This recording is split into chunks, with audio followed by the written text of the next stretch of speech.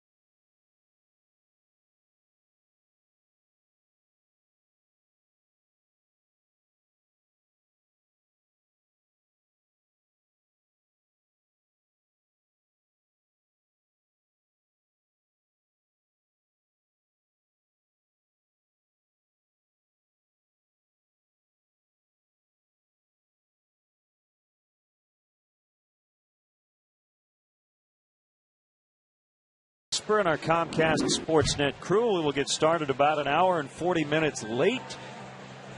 But it is dry, and the A's and Cubs are just about set for baseball. Let's check in on the Southwest Athletics starting lineup written out by their manager, former Major League catcher Bob Guerin. Rajay Davis is in center. Derek Barton at first. Ryan Sweeney, the former White Sox, is in right.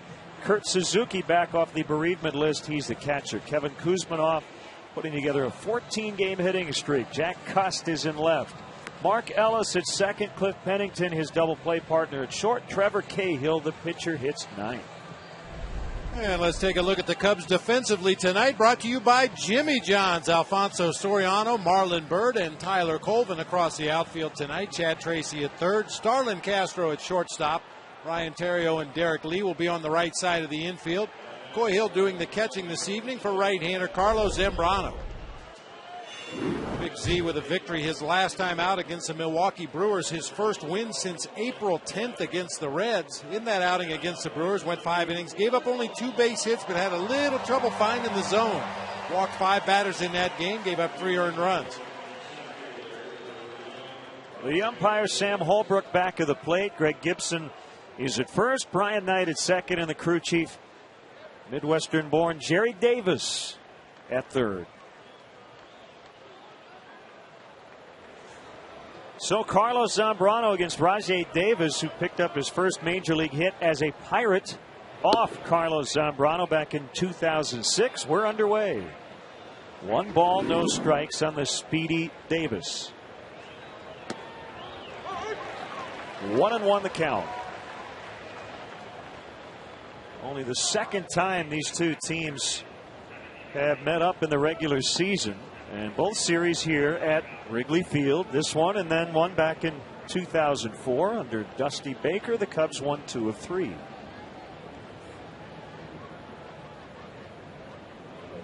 The 2-1 pitch off the plate inside, 3-1.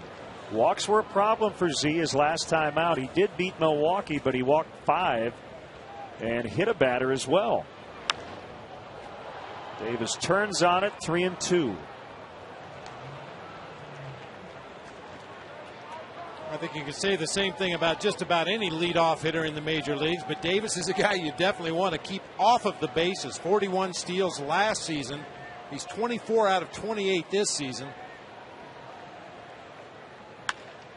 And he bounces it into center field for a base hit. That ball snaking out there through the wet grass. And we do see a few puddles on the warning track in the outfield.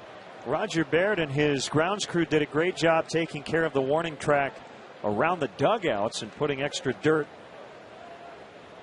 to take care of that. The temperature at game time, 70 degrees. The wind is pretty much non-existent. And we start after a 1-hour, 41-minute rain delay. Now, first baseman Derek Barton. And Bob, what happens in this spot normally? Normally, Derek Barton will try to take as many pitches as possible to give Davis an opportunity to steal second base, at which point Barton will put down a sac bunt.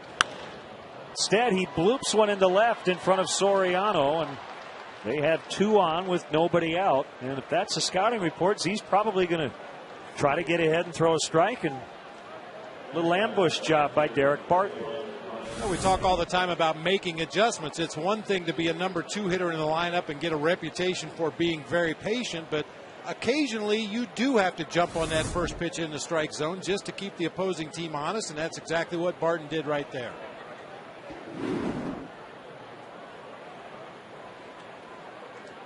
Now Ryan Sweeney playing right. 2 on, nobody out. Ball 1 just off the corner.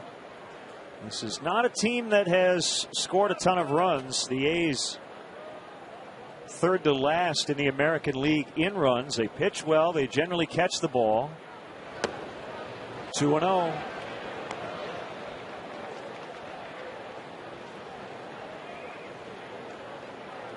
They just got swept in San Francisco over the weekend. They've dropped 10 of their last 15, and they're under 500 for the first time in about 3 weeks. 4 games out. They're in 3rd place in the AL West. Nice crowd, and they sat through a lot of rain. A lot of rain. It started this afternoon while the Cubs were taking batting practice around 4:30 this afternoon. The Cubs tried to stay on the field as long as they could to finish batting practice, but ultimately they had to call out the grounds crew, cover the diamond, and we have been sitting here watching it rain ever since. Z behind Sweeney, 3-1. Kurt Suzuki, the catcher, batting cleanup, is on deck. Line shot. They get one, and that's it. Castro made the catch. Terrio could not beat Davis to second base. So big first out for Carlos. Hardest hit ball of the inning. It's the only out. Kind of an inside-out swing that time by Sweeney. The pitch was actually on the inner third of the plate, but he tried to go the opposite way and fortunately lined it right to Starlin Castro at his position at short. Now the Iron Man, Kurt Suzuki. Rare to see him miss time, but he has been on the disabled list this season with an intercostal strain. First time he's been on the DL, and he just missed 3 games because he was on the bereavement list as he flew back to Hawaii after his paternal grandfather passed away. So he's back in their lineup, and we'll probably see him all 3 games. Throw to second, very close. Davis just got back in time. Kind of a disjointed pickoff attempt right there. Ryan Terrio broke to the bag. Zambrano didn't see him initially, and by the time he does spin around and throw, it's just a little bit too late to get Davis at second base. Very close, however.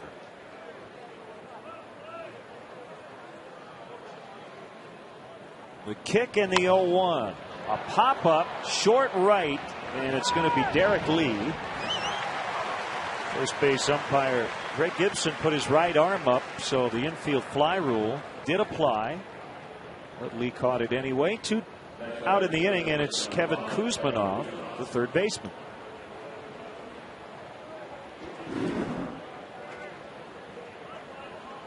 Cubs have a good book on him as a former Padre. And he's hot. He's hitting a career best 14 in a row, and he's driven in a run in each of his last 5 games.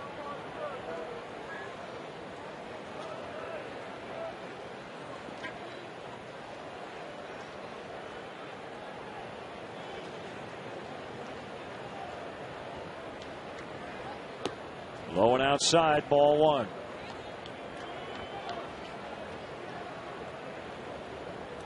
Brandon Phillips, the only major leaguer with a longer current hitting streak. Phillips 0 for 2 so far tonight. The Reds trail at home to the Dodgers 3-0. They're being delayed in the 5th.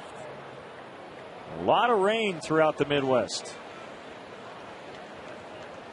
And looking at the radar, at least the radar that I have pulled up on my computer, looks like we should be fine for the rest of the evening. A couple of scattered storms out to the west, but it looks like they're all going to miss.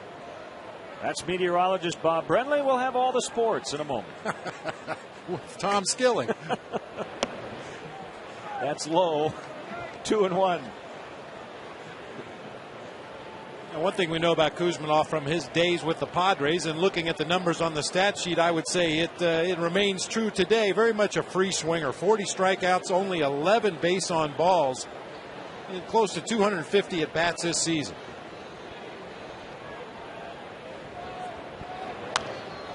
Pop foul back our way. 2-2.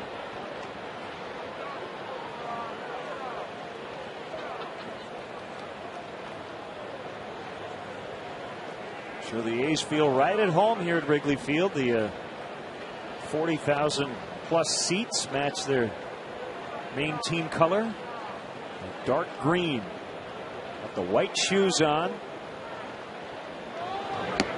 And a full count on Kuzmanov.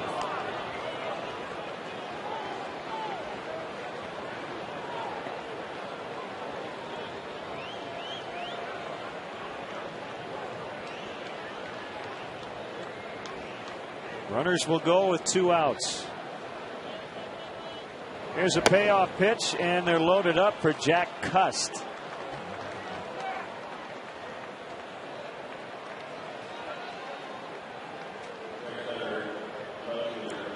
Jack Cust, one of the more interesting offensive forces in baseball. He'll hit for a lot of power. He'll hit home runs. He'll strike out and he'll walk quite a bit. And he was not even on their opening day roster last year. Led the team in homers, walks, and strikeouts for the 3rd consecutive year. But was designated for assignment just before opening day. Cleared waivers, went to AAA, spent the first month plus, and was brought up in mid-May. You mentioned his power numbers. He hasn't seen those at the major league level this year. Only 4 extra base hits, 2 homers, and 2 doubles among his 25 hits. But you can see what he's done in his career with the Oakland A's.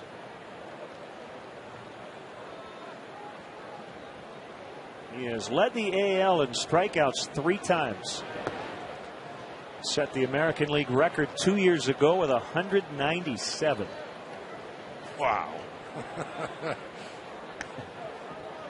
First player to lead the American League in strikeouts in 3 straight years since Bobby Darwin of the Minnesota Twins from 1972 to 74. I don't think he's going to lead the league this year. That's because he started the season in the minors 2-1. I'm sure if he puts his mind to it, he could make up any strikeouts that he missed starting the season at AAA.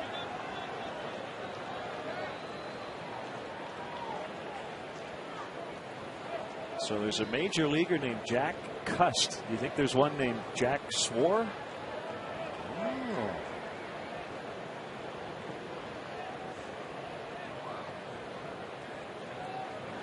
Swing and a miss. There you see that long swing, and based on his numbers, he won't cut down on it with 2 strikes. No.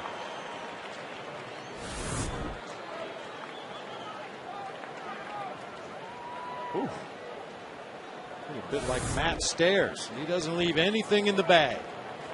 If he's going to make contact, he's going to try to do some big damage.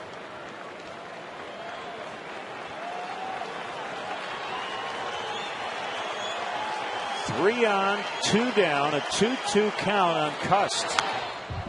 And he stays alive. Actually had Jack Cust for 3 ball games back in 01 with the Diamondbacks. He never struck out for me. He was 1 for 2 with a walk, but didn't strike out.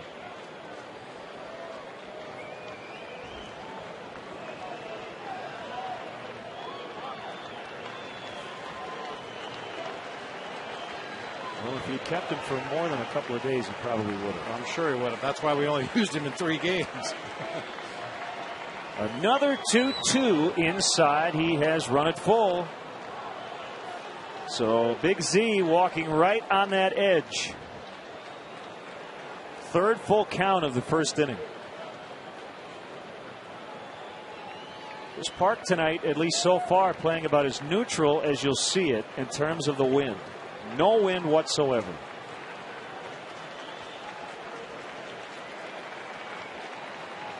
Only flag really blowing it all in the entire park is right atop the scoreboard. Called strike 3. Took a while, but Z finally got out of the inning. They leave the bases loaded, and the Cubs are coming up.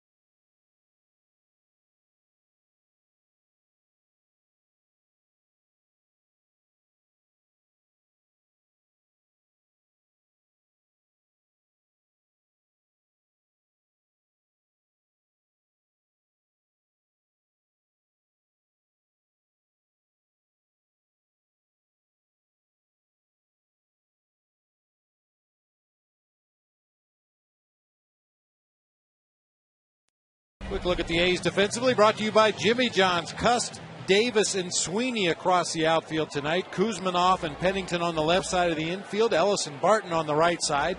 Suzuki doing the catching for right-hander Trevor Cahill. And his first pitch to Ryan Theriot is off the inside corner. 10th start for Cahill. He's only 22 years old. 6'4", 222, and over his last 5, he has been excellent. 4 wins, no losses, and only 1 homer allowed in 33 innings. Bob, that's a big change for him. He gave up a lot of home runs last year.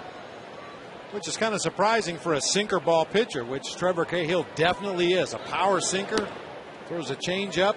At one time, he had the best curveball in the A's minor league system. He goes to that rarely now. Basically a sinker changeup pitcher that will mix in a breaking ball from time to time just to keep the opposing hitters honest.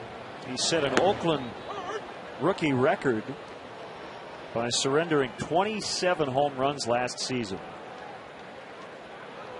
but has kept the ball in the ballpark here lately. Theriot bounces it over the mound, charged by Pennington. He'll pick it up and throw in time to get Theriot by a half a step.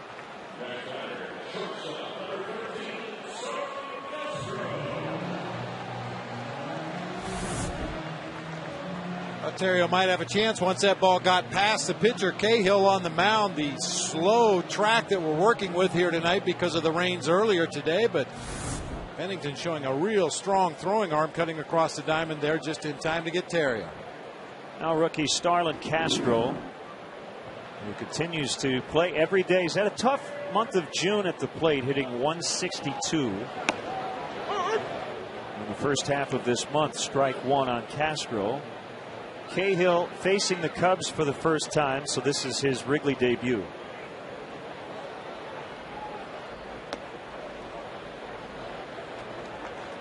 It seems like Castro's had the most trouble with pitches on that outside corner or further away.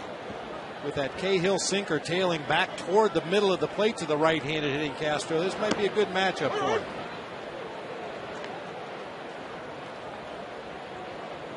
It's all about the adjustments.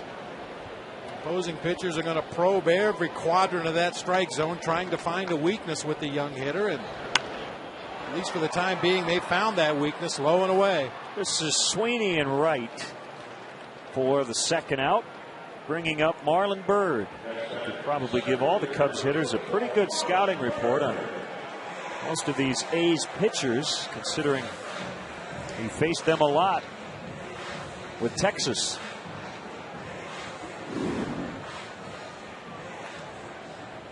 Only guy in this lineup to have previous at bats against Cahill. He's 4 for 10.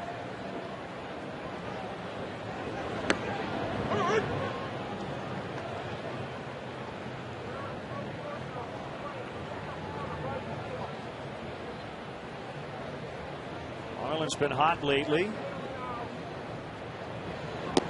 His 9-game hitting streak snapped on Sunday. It was not a good night for any hitter to try to extend a hitting streak. There were only 4 hits the entire night.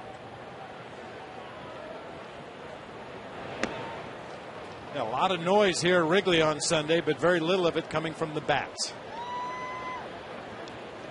Everybody chasing Andre Ethier currently in the National League in terms of the batting race.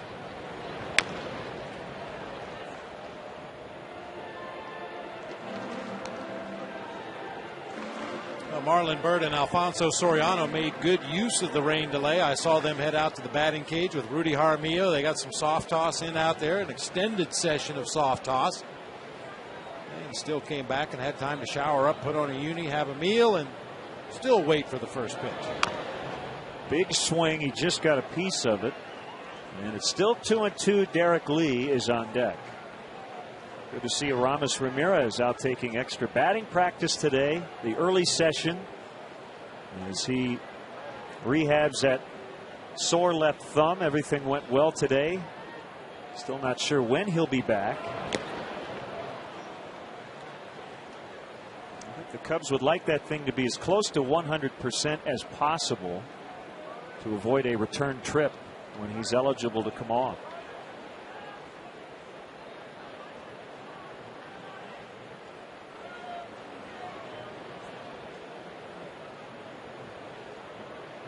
Another 2-2, and that's high, 3-2. You know, this is probably getting way ahead of ourselves with Aramis Ramirez, but one of the things you need to see from Aramis is a swing and a miss. And that you're probably not going to see that in batting practice. That's only going to be in a rehab outing. I think by the indication of the home plate umpire Sam Holbrook, that pitch got a piece of Marlon Byrd right there. He'll head on down to first. Now, when you're coming back from an injury, especially a hand or wrist injury, it's one thing to take very controlled batting practice where you know you're going to make contact with every pitch that's thrown your direction. But you need to swing and miss a few times, especially a guy that takes a violent swing like Aramis Ramirez. You need to see what the reaction is when he does swing and miss contact at the plate. Called strike on Derek. Bob, I'm keeping an eye on this statistical oddity. I'm curious to know if a player has played a full major league season, 500 plus at bats, lined right at the shortstop, and has been hit by as many pitches as he's walked. Marlon Byrd now has been hit 9 times and has walked 9 times. Just found that curious. After 1, no score.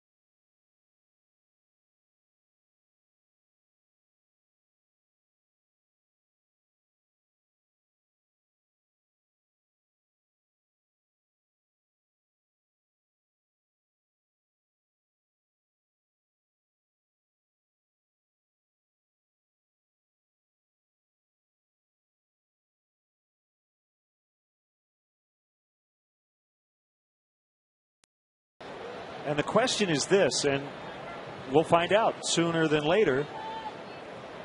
Did he get through the tough inning and now is he going to be fine the rest of the night, or was that the sign of things to come? And if you're sitting in the Cubs dugout right now, you're just not quite sure, are you? No. I mean, we'd like to think that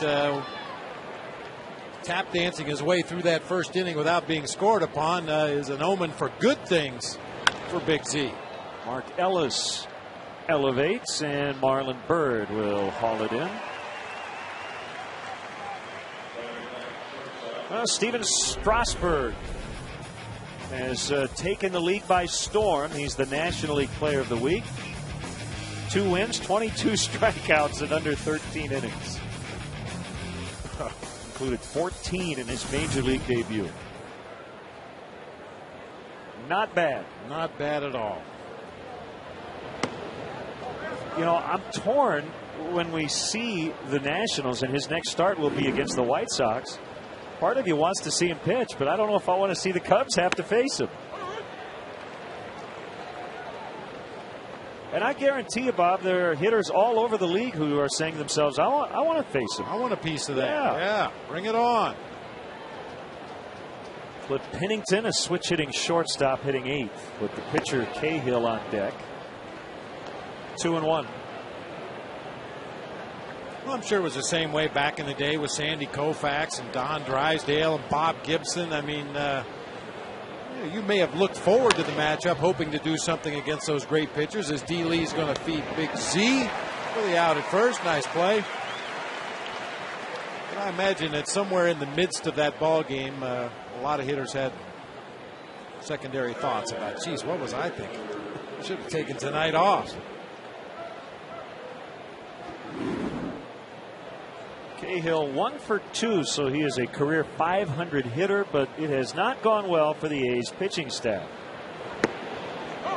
An .092 average since interleague play began in '97. That's the lowest average by an American League staff over that stretch.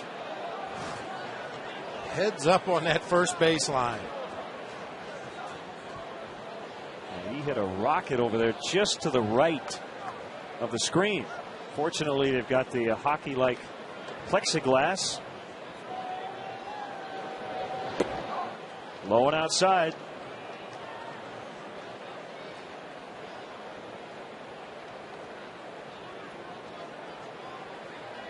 Swing and a miss. Strike 3. 2 Ks for Big Z, who's nearing a milestone. More on that later. Still scoreless midway in the second.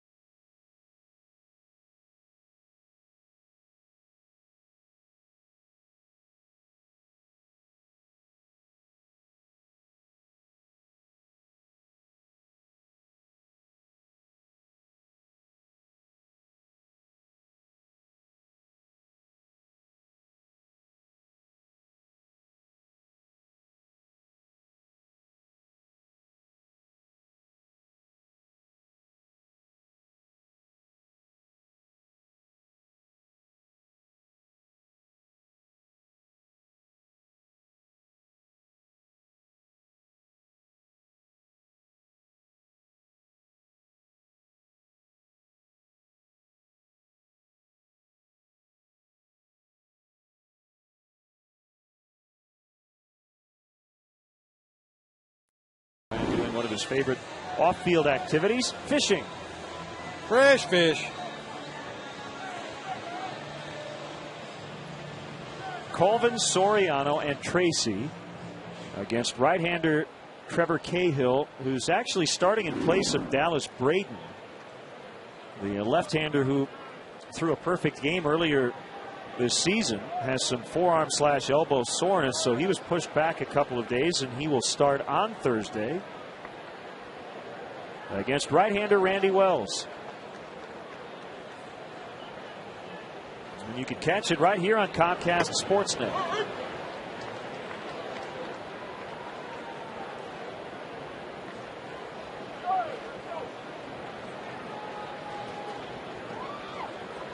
The 0-1, and Tyler pulled it foul. Seen him get a lot more playing time lately. And tonight it's at the expense of Kosuke Fukudome. Cubs will face lefties tomorrow and Thursday, so we may see Xavier Nady get in there. Giovanni Soto will be catching.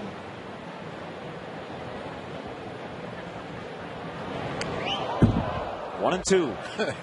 Well, if you're going to miss in your favor, Trevor Cahill figures, and that time they wanted to throw a high fastball to Tyler Colvin, and he threw it over everybody all the way to the backstop. You'll see Suzuki up out of his crouch, wants it up there above the letters. Well, that's way above the letters. Just inside on a heater. 2-2.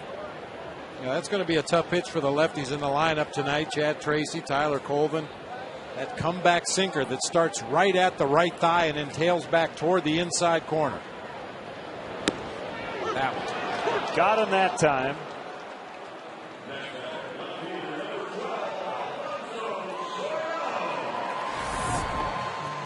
This ball starts off the plate inside, but then a lot of late movement back toward the inside corner. I don't know if it quite got to the corner, but Sam Holbrook rings up Colvin nonetheless.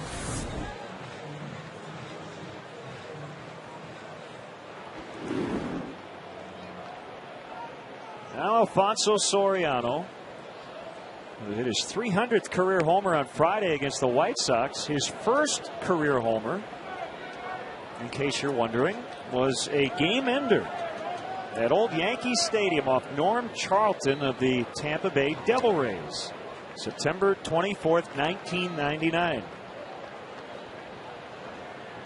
I happened to ask the Cubs pitching coach Larry Rothschild, do you remember Alfonso Soriano's first career home run? I guess it wasn't a fair question because I knew the answer and he didn't. And I told him that was his first one. He said, really? I didn't know that. Yeah, when players hit home runs against your team, you try to forget them as quickly as possible. Yeah. Soriano came in as a pinch runner and then led off the bottom of the 11th in his first career blast. And a big celebration at home plate.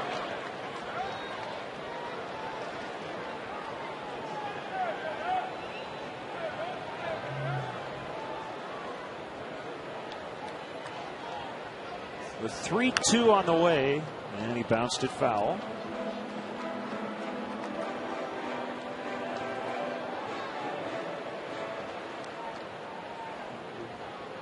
Tomorrow night it'll be left-hander Gio Gonzalez and Ryan Dempster, and as we mentioned, Braden and Wells on Thursday.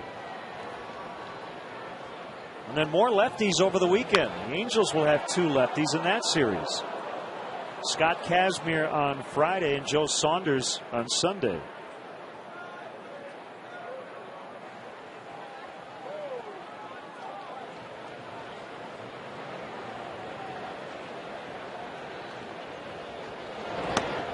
Ball 4. And Soriano becomes the second base runner for the Cubs tonight.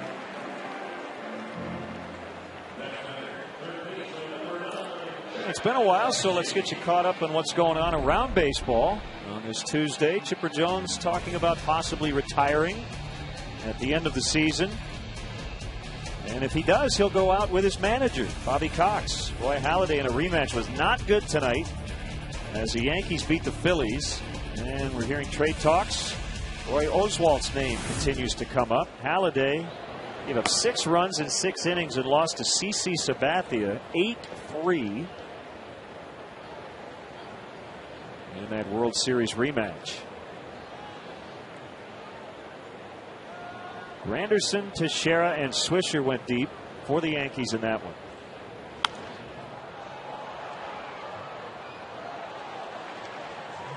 One and one on Chad Tracy. He had the game-winning hit, knocked in Soriano in the 7th inning Sunday night. And really probably had the toughest defensive play behind Ted Lilly. There's always a play or two in a near no-hitter. Chad Tracy making a real nice backhanded stop on a smash down the third baseline. And he popped it up. Pennington underneath. Tracy has a pretty good memory. I didn't talk to Chad today. He mentioned knocking in a run in Randy Johnson's perfect game. He thought it was the only run, but it actually was the second in a 2-0 win. See, Bob, you can't leave it up to players to actually remember what actually happened. We've talked about this before. Fans and a lot of times broadcasters have a much more specific memory of those types of events. But he is correct. He did knock in a run that night. I know you remember that. Vaguely. I know you remember the perfect game. But just maybe not all the details. As Coy Hill Grounds out to Barton on one pitch. So after 2, we are scoreless from Wrigley.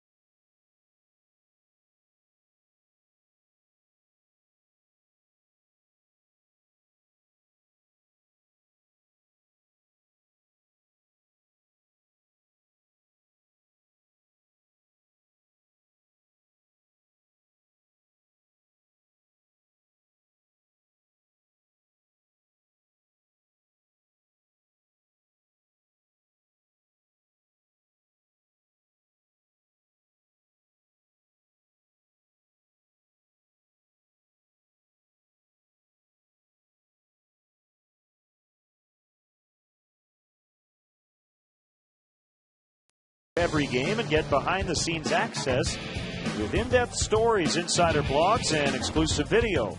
Visit csnchicago.com, your internet home for everything Cubs. Second time through for Carlos Zambrano. He had some trouble getting out of that first, but did escape without any damage. A little reading material to I guess entertain oneself during the rain delay. It lasted an hour and 41.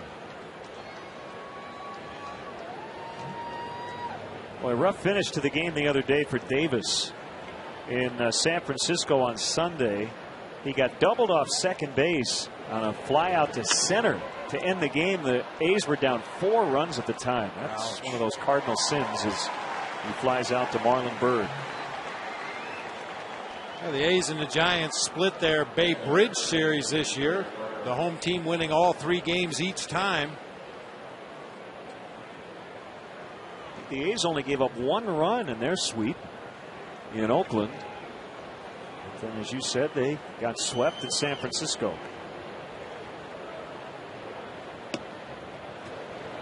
Ball 1 on Barton. Mentioned it a couple of hours ago, but the A's made a trade today with Arizona. They acquired corner outfielder / first baseman Connor Jackson from Arizona for a minor league right-handed pitcher. We did not see him stretching on the field before the game, but I would assume he's in the house unless he had some flight problems. His flight was due to arrive at O'Hare, I believe, at 5 o'clock this afternoon, so he's probably at Harlem Avenue by now.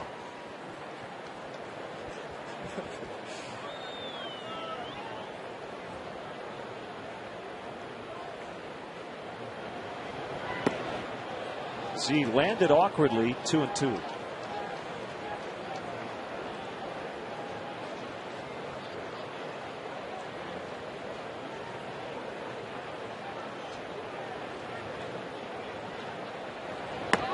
Up and in. With his next strikeout, Z will pass Rick Russell for 4th on the all-time Cubs strikeout list. So you see he's currently tied, and he probably will pass Kerry Wood and maybe even Charlie Root this season. Deep to right, Colvin back on it, and he makes the catch. Struck well by Barton. And Colvin able to run it down. Boy, very subtle, but some nice adjustments there by Tyler Colvin. That ball was smoked straight over his head. He turned to his right, running back, looking over his left shoulder. He has to make a couple of adjustments before finally reaching out and making the catch out there just shy of the warning track. Nicely done.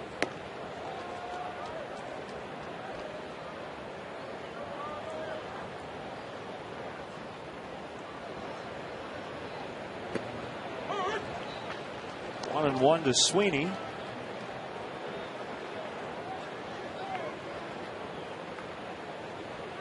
Acquired from the White Sox prior to the 08 season.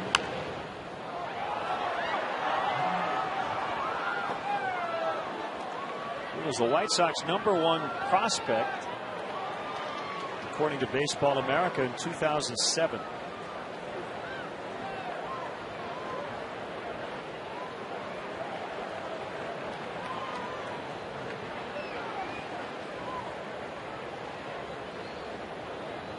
Over with Gio Gonzalez and Faustino de los Santos in exchange for Nick Swisher on January 3rd of 08.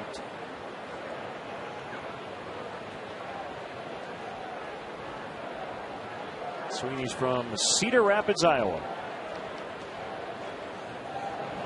Swing and a miss. There it is for Z. Now sole possession of fourth on the Cubs K list. He will lead off the bottom of the third in a 0-0 tie.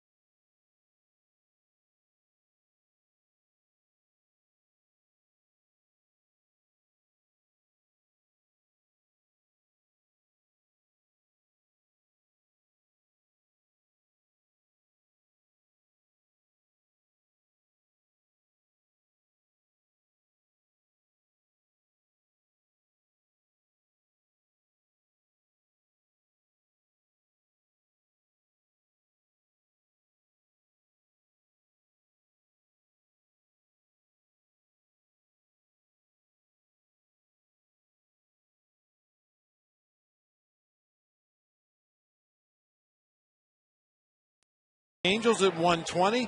Throughout the game, autographed game-worn jerseys will be awarded to lucky fans in random seats. Compliments of Majestic. If it happens in baseball, it happens in Majestic. Now Carlos Zambrano's last start, he went 2 for 3. First 2 hits of the year. And the first 2-hit game for him since April 28th of 09 at Arizona, when he had 3 hits.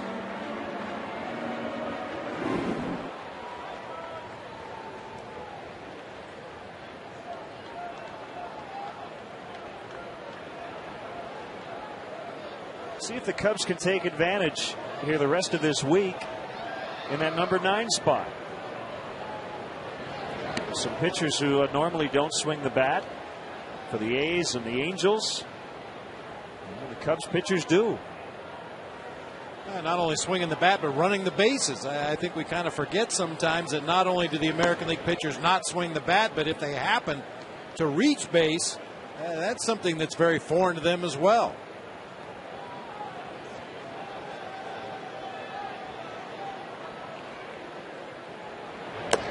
Foul tip, strike 3.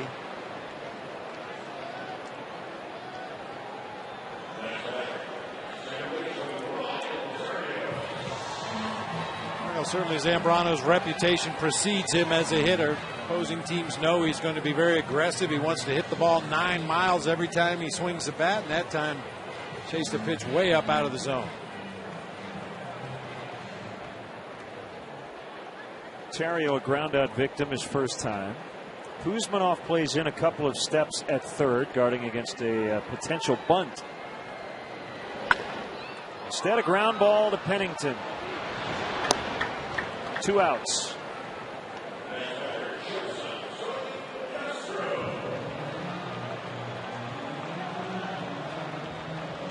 I'll send out some happy birthday wishes tonight. Elaine Lizette celebrating her 26th here at the ball game, and happy birthday to John Greifenkamp, the Cubs VP, CFO. Hopefully we'll celebrate it with a Cubs win. Castro bunts through, strike 1.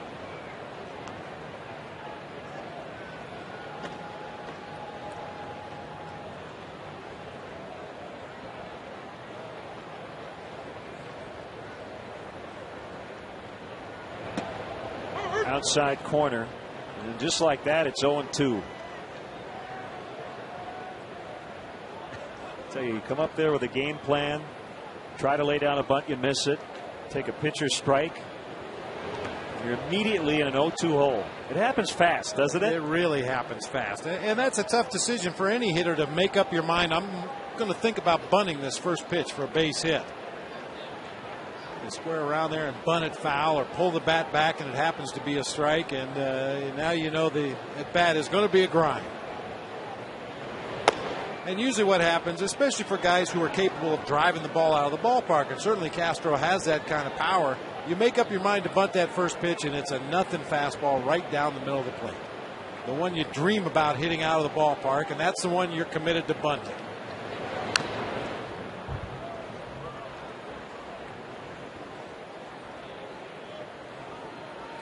My own personal opinion, I don't think enough guys look to bunt for a base hit, especially right-handed pull hitters. When that third baseman plays very deep down there, if you're leading off an inning or maybe up at the plate with 2 outs and nobody on, just a way to extend the inning. Right back to Cahill. 3 hitless innings for him in his Wrigley Field debut. We'll head off to the 4th, still scoreless.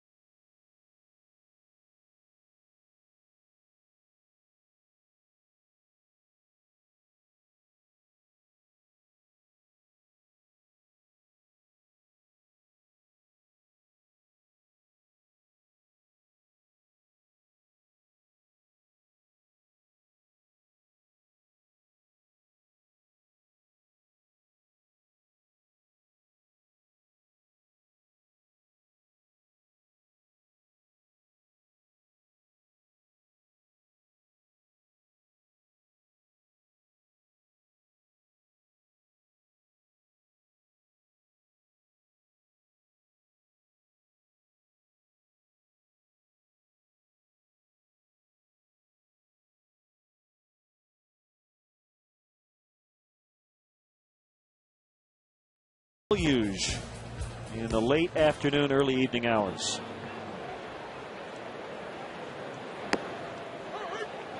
Strike to Kurt Suzuki. I know, we haven't seen a lot of the A's and a lot of Kurt Suzuki, but you got to appreciate a guy like Suzuki who rarely takes a day off.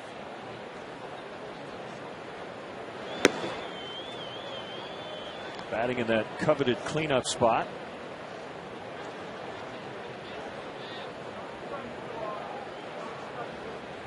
He's done well against the National League. He went to Cal State Fullerton and was a second-round pick in 04 from Wailuku, Hawaii. Gotta love a guy that lives in Hawaii. He's always been a good offensive player. Drove in 88 runs last year. Only hit 15 home runs, but drove in 88 with those 15 homers to go along with 37 doubles, a 274 average. Played in 147 games last year, 148 the year before.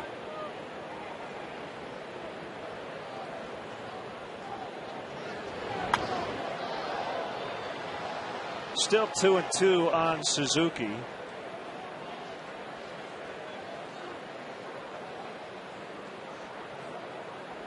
And with these two teams matching up a handful of times every spring, in Mesa or in Phoenix,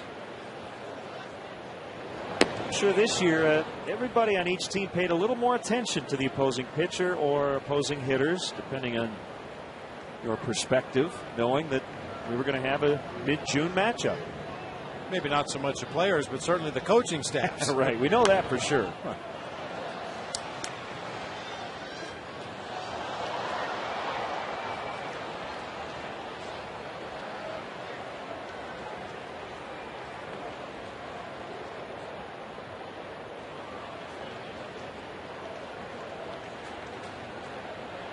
Battle continues. And a pop-up that will get back to the seats. Well, when the new guy arrives, he sits right next to the skipper. What are they talking about? Signs and things, or is it just welcome? Mostly just welcome. You know, how you've been feeling, what's been going on. Maybe what do you know about Zambrano? You've seen him more than we have. I think the main thing is try not to overwhelm a new player with a new team. I mean, obviously there's a lot of signs he's going to need to learn in a very short period of time. And with that in mind, maybe they're just using something very simple. If Connor Jackson gets in the game tonight, hey, if I touch my hat, that's a hit. If I touch my belt, it's a bunt. We'll keep it very simple for the new guy until he gets his feet wet and gets used to the new organization. Maybe Bob Guerin explaining how he'll be used, and not only in the game tonight, but maybe in future ball games. Connor Jackson, a guy that can play the corner outfield spots, can play a little first base. And he kind of fits this Oakland A's mold. He's a contact hitter, doesn't hit for big power, but he makes good solid contact. He takes his share of walks, a high on base percentage guy. Castro can't get it on the dive. It just was hit too hard for him, and for the second time in the first 4 innings, the A's have the first 2 on base. And for Kuzmanov, he extends his career best hitting streak now to 15.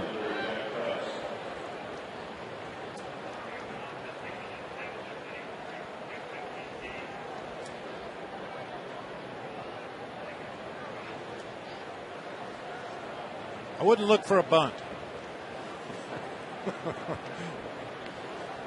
I'm not sure that word is in Jack Cuss' vocabulary. Bunt, yeah, that's what the little guys do at the top and bottom of the order. He has a grand total of 0 career sack hits.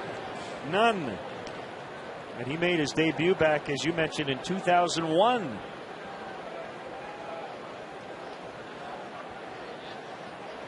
(1,980) career plate appearances, and not one sack bunt for Jack Cuss. Well, the other side of the coin is Jack Cuss has only grounded into 1 double play all year long because he's as you said, a strikeout hitter. He hits a lot of fly balls. Yeah, most teams put a little bit of an exaggerated infield shift on for the left-handed hitting Cuss. The Cubs not so much. Swing and a miss. 1-2.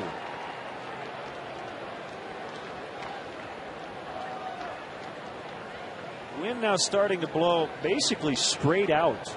Not very hard. Flags are moving just a little bit straight out.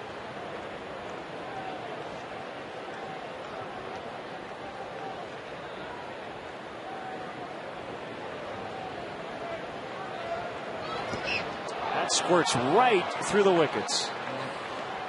And now second and third. It'll be a wild pitch on Z. That'll go down as a wild pitch, but I'm sure Coy Hill will tell you after the ball game that's a pitch he should have blocked. You can see he came up just a little bit with the mitt. Catcher uses that glove to block the 5-hole between the wickets there, and that time he came up just a little bit. Gave that ball just enough room to get underneath and go to the backstop. And with that, the cornermen will come in on the infield. Back up the middle. This could be one of those real tight, low-scoring affairs, so the Cubs don't want to just give them a run as Cust fouls it back.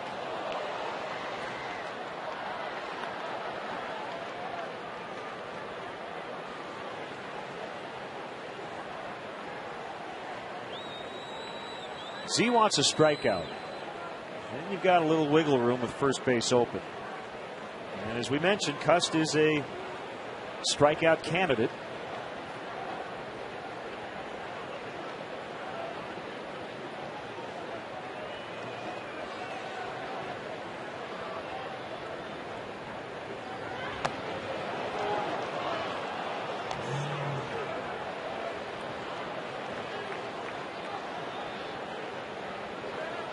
A lot of full counts tonight for Z. So far, it hasn't hurt him.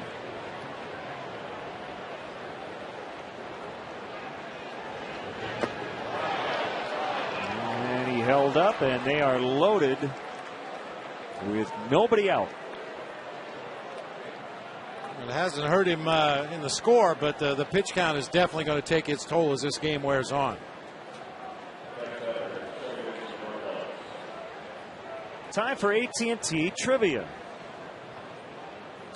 Before Sunday, who was the previous Cub pitcher to lose a no-hitter in the 9th inning? Good question. We'll have the answer coming up.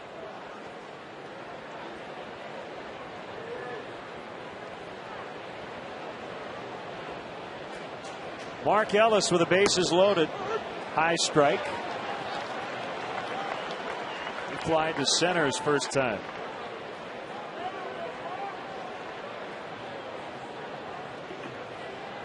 Former Florida Gator.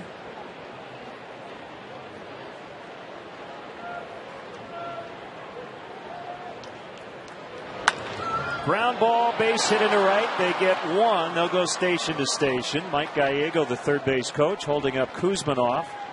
As Suzuki scores the first run, it's 1-0 Oakland.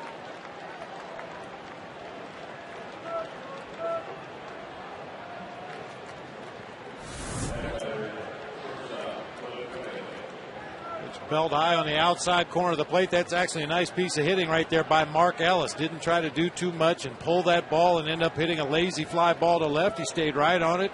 Drove a hard grounder through that right side where Tyler Colvin charged it hard.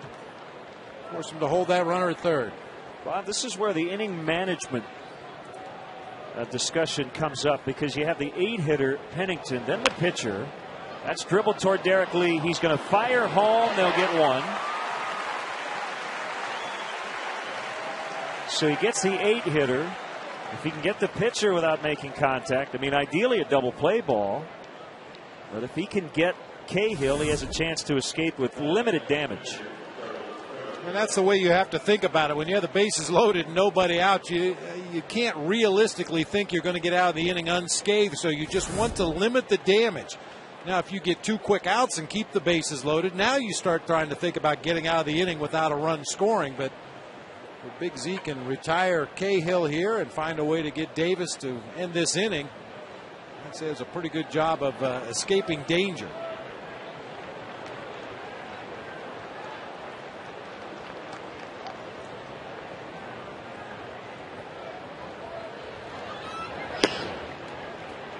Two and 0 on Cahill, who may not swing the bat until he gets 2 strikes. think that would be a wise approach for the A's starter.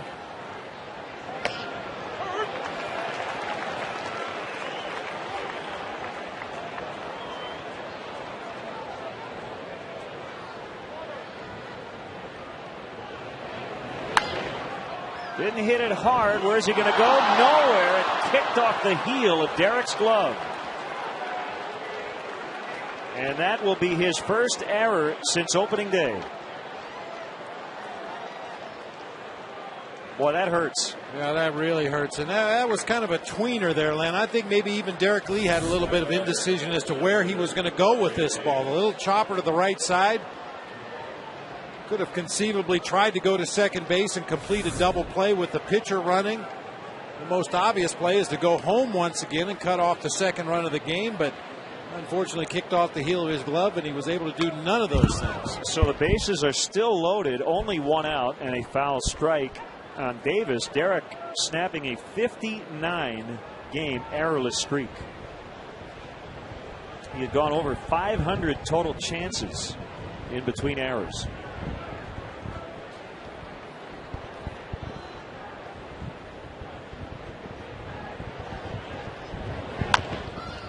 Z can't get it, and Castro will throw to first. It's dropped by Derek, and the A's get one. Here comes another run, and it's now 4-0. We'll obviously get another look at it. Castro threw that one, really flicked it with his wrist from down under, but it looked like it was a very catchable ball.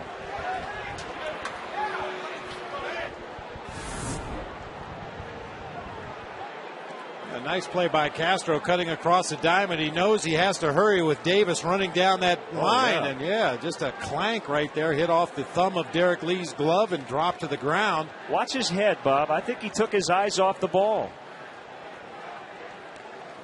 Yeah, it looked like he was looking across the diamond to check that runner at third base, and in doing so just didn't come up with the play. Man. Boy, you never see this. Let's see if we can see from this angle. Watch Derek's head as the ball gets close to his glove. Ever so slightly, you can see the bill of his cap turn toward third base. And a base hit for Barton. They are loaded again. This inning falling apart here on Carlos Zambrano. And this won't go down as an error, but Derek Lee's the cutoff man on that ball hit to center field. Perhaps standing down there at first base thinking about the two errors he's committed in this inning, but there was nobody in a cutoff position that time as Marlon Byrd threw that ball toward home plate. Now, it turns out not to be a big deal. Nothing happened. Nobody advanced, but you got to continue to play the game. And quickly, Tom Gorzolani gets up in the Cubs pen. Davis, by the way, did get an RBI. And the other run scored on that error.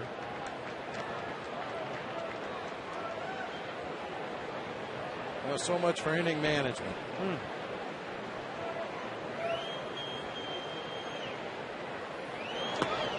Boy, Coy Hill potentially saving another run. Although the pitcher Cahill is at third. So it's got to really get away from Hill for Cahill to even attempt to score.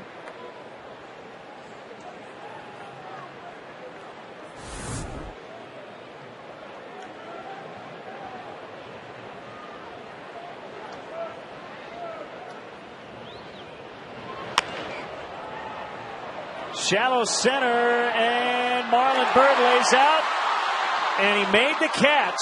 And fortunately, Cahill did not go back to tag. He was a few steps off of third.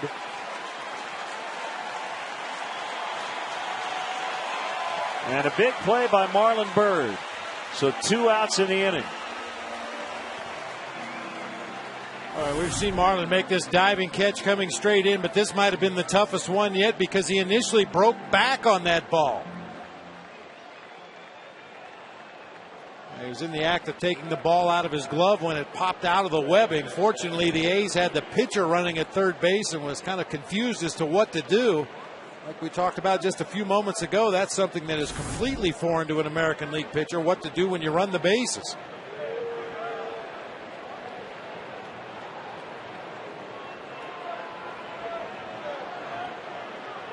Bob Guerin, I think, is arguing, you would think, right, that he didn't catch it. Having an interesting and animated conversation with Greg Gibson.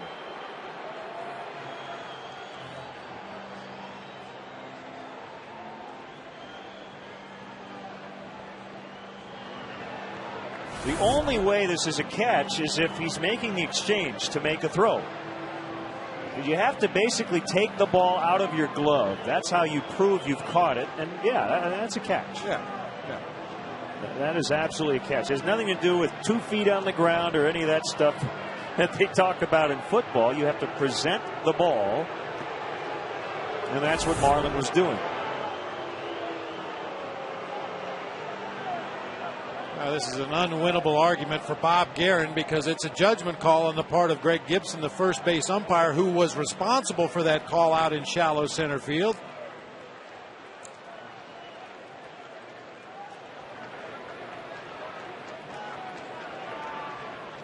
Oh, what a great catch by Marlon Byrd, though. It kind of gets lost in the shuffle of everything that's happened this inning, but I mean, he broke back a couple steps before he turned and charged straight in to make another tremendous diving catch. A strike on Suzuki, who began the inning by drawing a walk on a close pitch.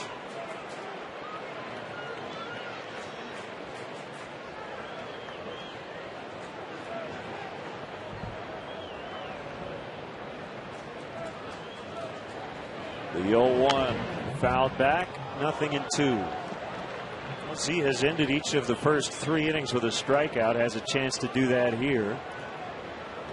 And he's just looking for an out.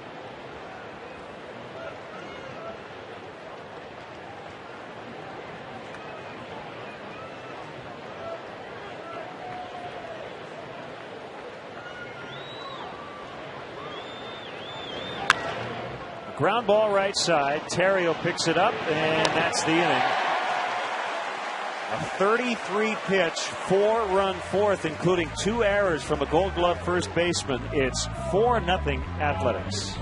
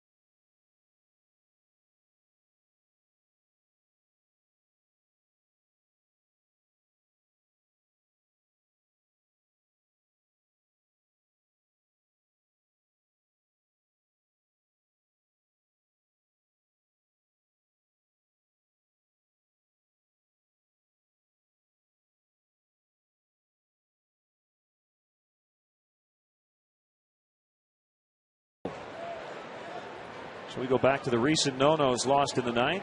Jose Guzman in 93 against Atlanta. Jamie Moyer at Philadelphia in 87. Chuck Rainey in 1983 versus the Reds. Oh, so close. Yeah, Frank Castillo with that great straight changeup. Must have been on top of his game that night. Ted Lilly certainly was on Sunday. Boy, that was fun to watch. Ted said it was just an incredible atmosphere here.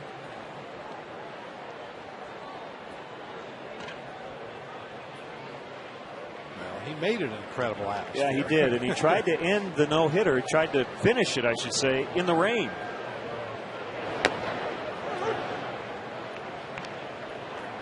I'm sure fans noticed as Ted went out to take the mound to start the 9th inning and the rain was falling harder and the raindrops were getting bigger. He sprinted out to that mound. He wanted every legitimate opportunity to finish that game on his own.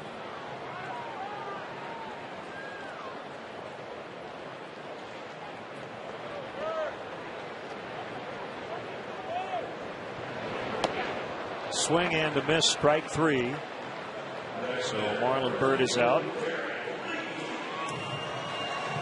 Time for the Cabot Woodstein legendary performance on this date.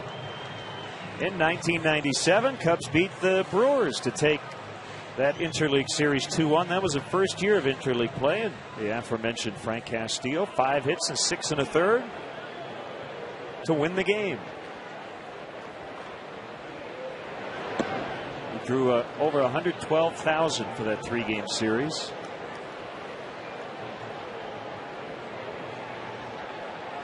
See if Derek can make up for the 2 errors with the bat. And I would say that they're on their honeymoon. Well, sat through a rain delay and the Cubs are down 4-0. I hope that's not a bad omen.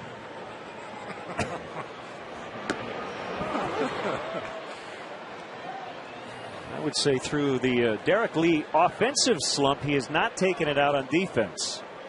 But that was an inning to forget. For one of the best defensive first basemen over the last decade.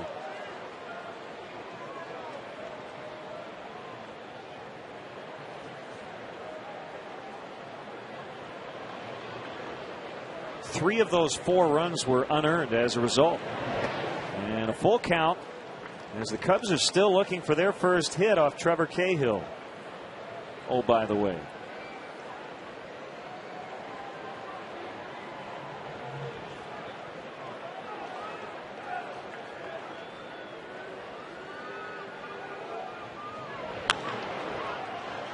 A roller to Ellis.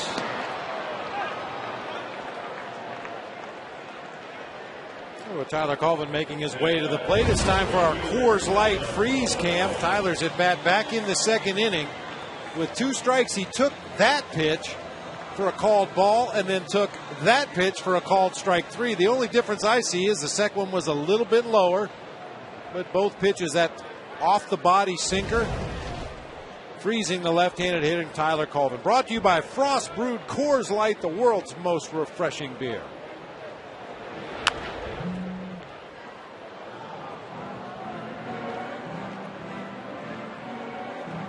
One strike on Colvin.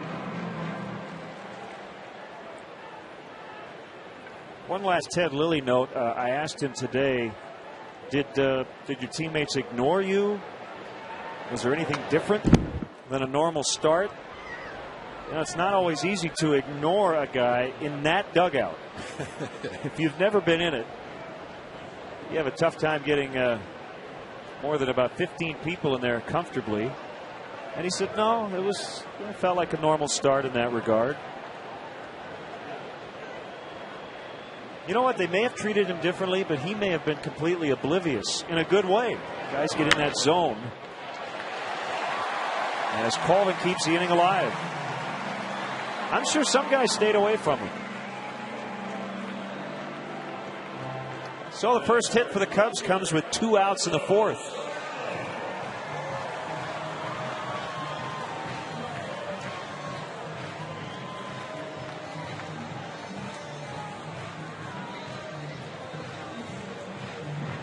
Just watching Cahill through the early part of this ball game, really the only pitch he's been able to consistently command is that hard, sinking, tailing fastball.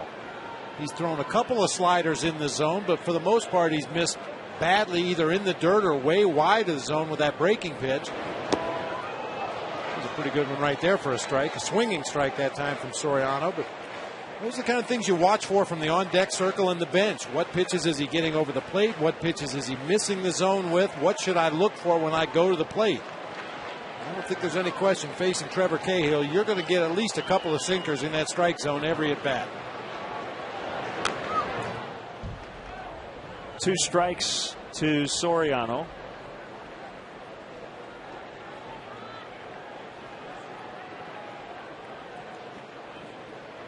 Cahill began the year on the disabled list with a stress reaction in his left scapula. That would be your shoulder blade.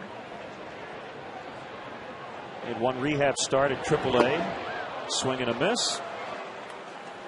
And he came up officially in late April. He's been really good here lately, and he's working with a 4-0 lead in Game 1 of this series.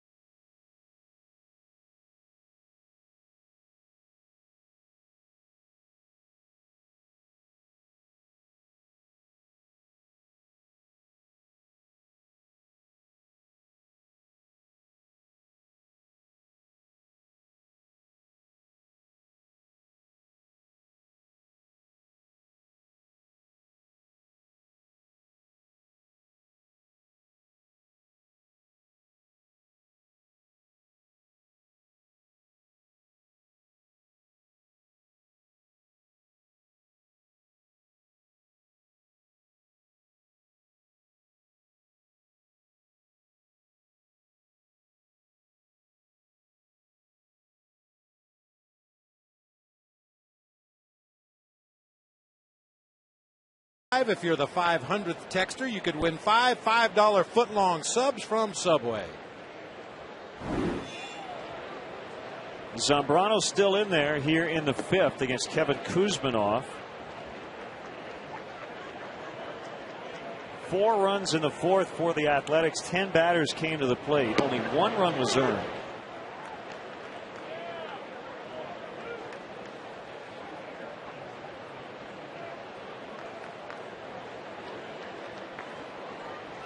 Speaking of sure-handed defenders, Kevin Kuzminoff last year with San Diego set the National League record for fielding percentage by a third baseman.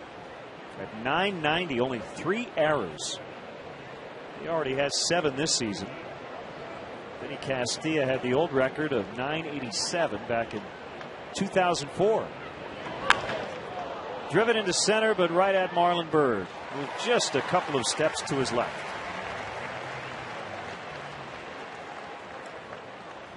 This Saturday is Culver's Day at Wrigley Field as the Cubs take on the Angels at 12:05. Be sure to arrive early. The first 10,000 fans will receive a Cubs hat. Compliments of Culver's. Get Culverized. The Angels, Bob, they just completed over the weekend a 14-game road trip on which they went 11-3. Woo. Now they lost last night. They got blown out by Milwaukee. A little pop-up off the bat of Cust. And Ontario gets it. 2 quick outs. But to win 11 games on a 14-game trip, that's pretty impressive. You know what the Angels did this morning? Went to the dry cleaner. Yes, they did.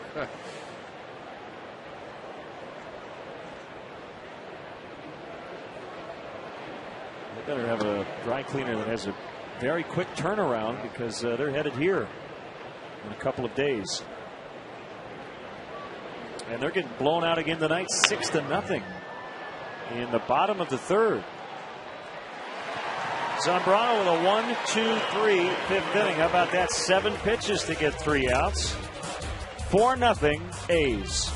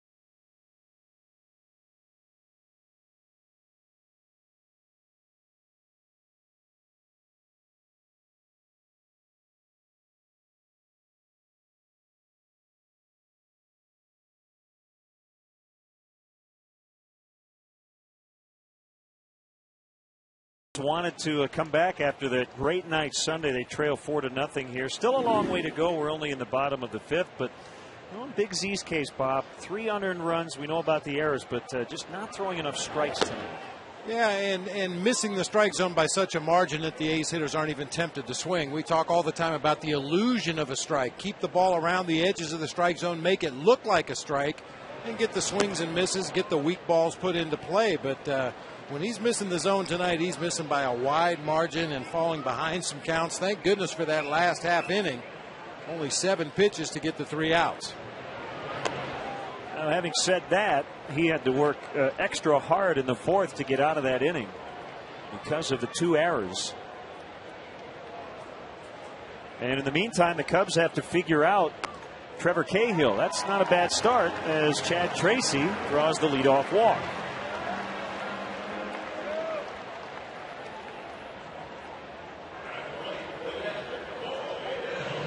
Second walk of the night for Cahill.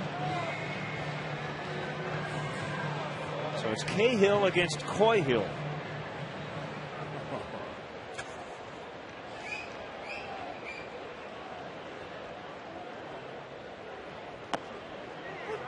Well, you know me, Len. I'm always looking for something positive to hang my hat on. What you got? Well, for Mr. Trevor Cahill, the first plate appearance in a game, opposing batters hitting 176. The second plate appearance, it jumps up to 250. The third plate appearance, it jumps up to 269. So once we get a good look at him, hopefully the offense will have a better idea what to expect and put some good swings on that hard sinker.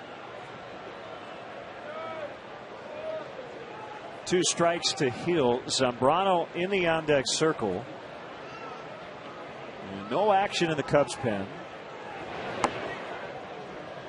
Tried that comebacker, and it did not come back over the edge. 1-2.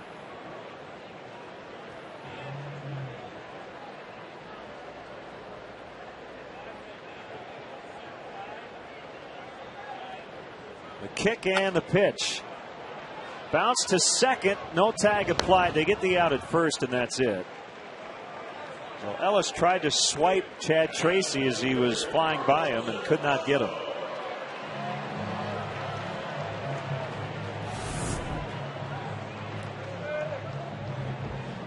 Tracy staying within the baseline. You see the second base umpire Brian Knight there calling no tag and no base runner out of the baseline. Just a clean play. A 4-3 put out at first on Coyhill. Z takes the at bat and looks at ball 1 inside.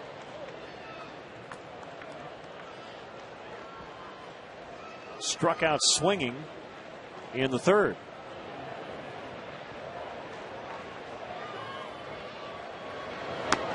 Big cut that time. 1-1.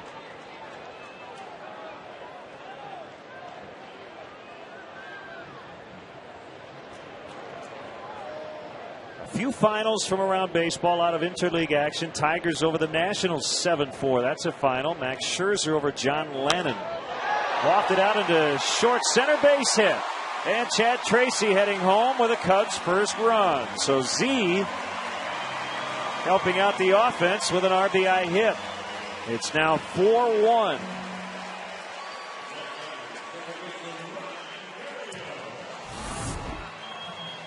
Tracy had to hold up momentarily at second base. He wasn't sure if that ball was going to get down in front of Davis in center field, who has really good speed. There you see he realizes it's going to get down, and he rounds third and scores easily. Big Z providing some offense in his own support here.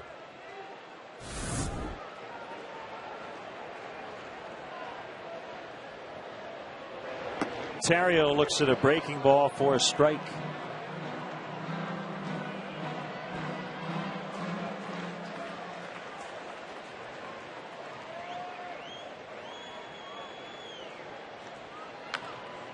Bounced that off his front foot, so it's foul.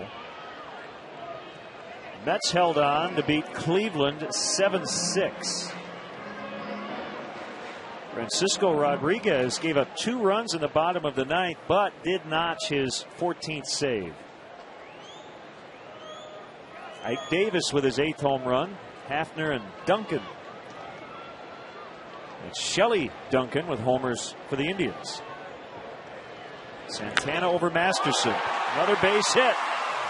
So they finally have gotten to Trevor Cahill.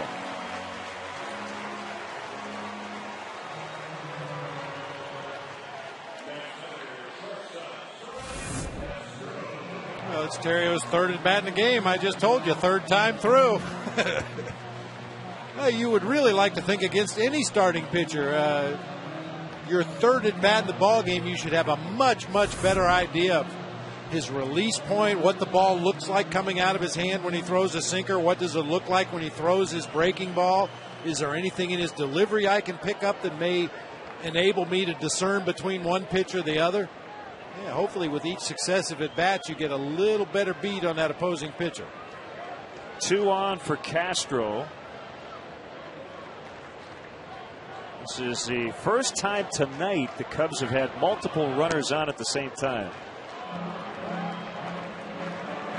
Time to lean on one right here. That's what the Cubs have been sorely lacking throughout most of this season. The home run ball. There's no question that's what this team was built to do.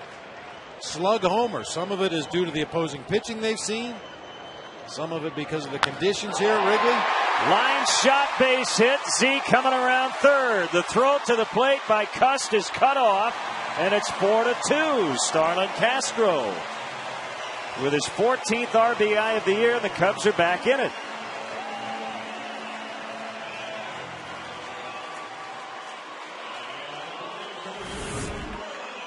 Castro just happy to see a pitch from the middle of the plate in. That sinker stayed up around the belt on the inner third of the plate, and he spanked it into left field. Jack Cust, we've talked at length tonight about his offense. He is not known for his defense out there in left field. Carlos Zambrano taking some liberties on a hard hit ball to left, scored easily at home. Former big league left-handed pitcher Kurt Young is their pitching coach. A few words with Trevor Cahill. He's still left-handed, he just doesn't pitch anymore.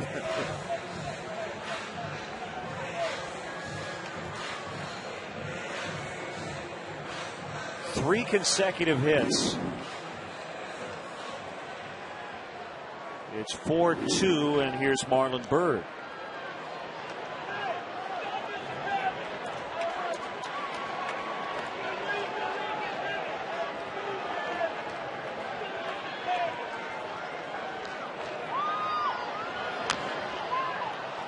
Pulled on the ground foul. Former A's coach, current Cubs third base coach, Mike Quaddy on the pick.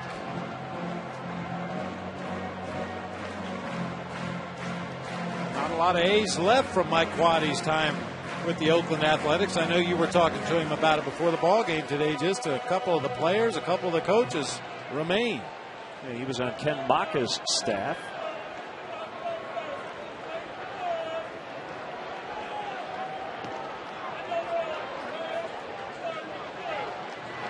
And they have the runners caught between second and third. That's Terrio as he's tagged out. They both were on the move. Castro and Terrio took off. And Cahill with a big out. 1-5-4 to get Terrio for out number 2. Now the A's either guessed right or somebody involved in that play tipped off what was going to happen. It could have just been a random inside move to second base on the part of the pitcher, or perhaps somebody on that A's bench picked something up from Mike Quaddy or one of the base runners that tipped him off that something was coming. And a bouncer to Pennington. This will end the inning. He flips to Ellis just like that. It's over. They do get 2, but you wonder if they could have had more. After 5, 4-2 Oakland.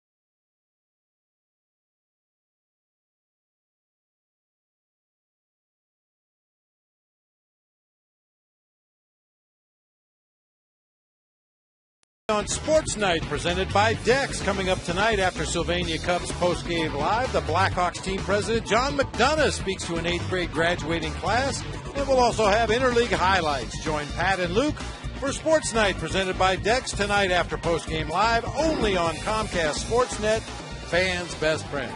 Still a lot of Blackhawks love. I think it's going to be a love affair that lasts for a long time.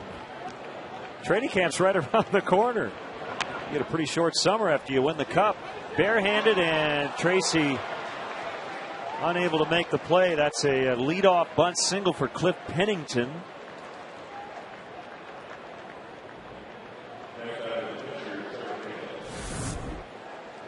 With the wet conditions here tonight, I'm surprised more guys haven't tried to bunt for a base hit. Slippery baseball as Chad Tracy tries to make the barehanded play. With Pennington's speed, I doubt if he would have had him even if he picks that ball up cleanly. And Cahill with a hard bunt. Derek is going to get the out at first. That goes 3-4. And by the way, we are told Derek's 2-error inning. It's the first time in his career he's committed 2 errors in 1 inning.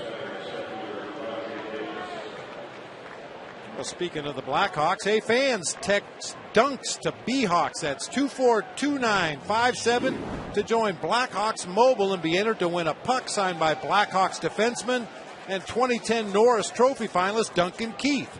That's dunks, D-U-N-C-S, to 242957 or visit ChicagoBlackhawks.com. 1-0 on Rajay Davis. A hit and an RBI. Reached on the second Lee error in the 4th. Runner at second, 1 out, ball 2.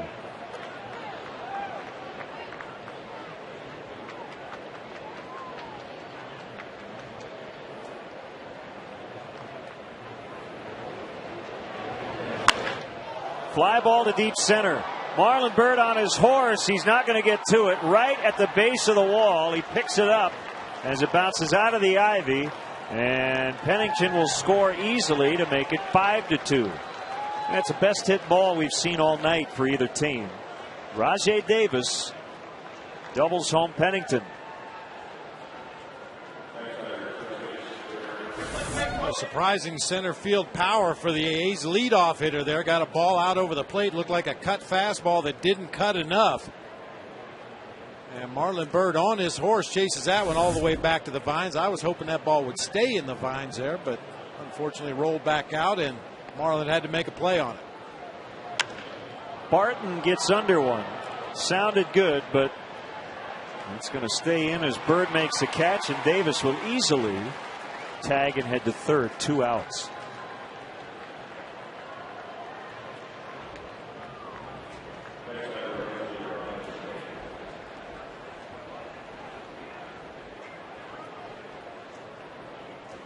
Here's Sweeney for the 4th time.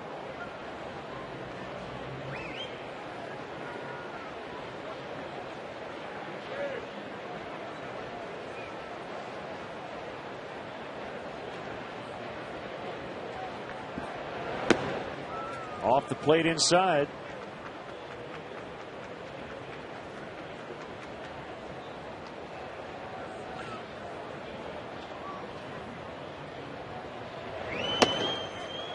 Bob, this is where the runners in scoring position stat can be misleading. The Cubs are batting 1,000 tonight, 2 for 2. The A's are hitting .250, 3 for 12. They lead the game 5-2. I think it's more about opportunities. I wouldn't mind seeing my team go 5 for 26 every night. Score about 6 or 7 runs a game. That'll work. And you hit 200 with runners in scoring position. That's all right. You want opportunities.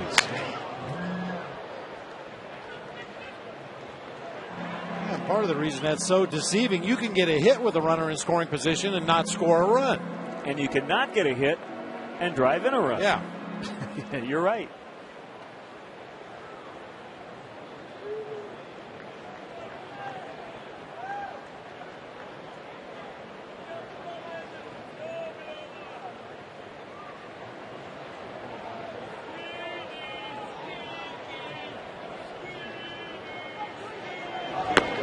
got him. Called strike 3 on the outside corner. They leave a man at third, but that guy at third, Davis, knocked in Pennington to make it 5-2 A's.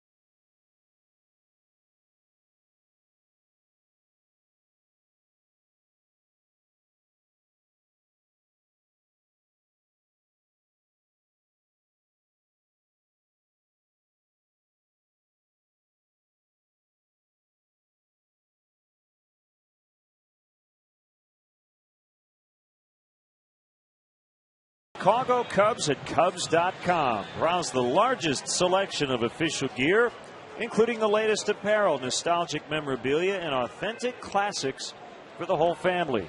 Get your gear from the official source, the Cubs.com shop. Accept no substitutes. Derek Lee leading off the Cubs' 6th. Oakland leading 5-2.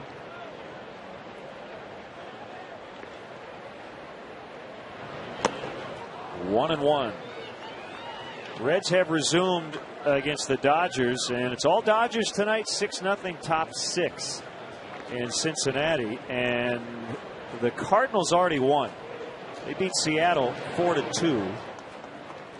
So if that Reds score holds up, there will be a first place tie in the division. Jeff Stevens up for the Cubs. Jeff Suppan returning to the Cardinals, signed and started tonight. 4 innings, 1 run allowed. He got a no decision. Pujols and Rasmus with homers for St. Louis. Bradley and Langerhans for Seattle. Derek Lee has killed the A's in these interleague matchups. A few with Florida, and then an 0-4 with the Cubs. But he's 0 for 2 tonight. Foul tip, strike 3.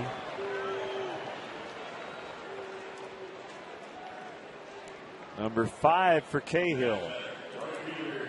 Watch Comcast Sportsnet Cubs game replays on demand with Xfinity TV from Comcast. Don't miss the action. Call 1-800-XFINITY today.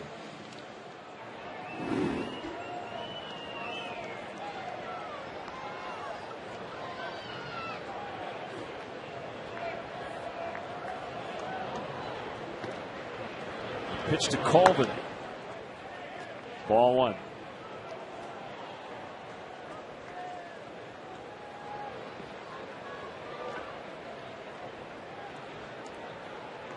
I guess it was a strike.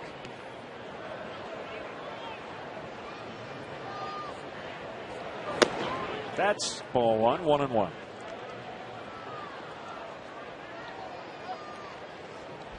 The way Stevens continues to crank it up would lead you to believe Z is done after 6 innings.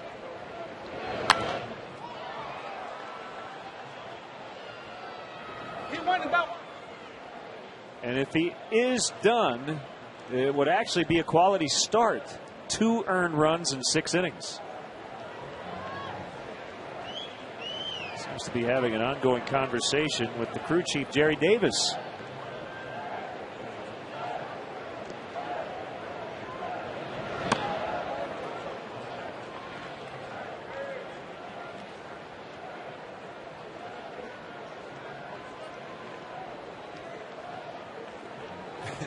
Well, one of them is smiling.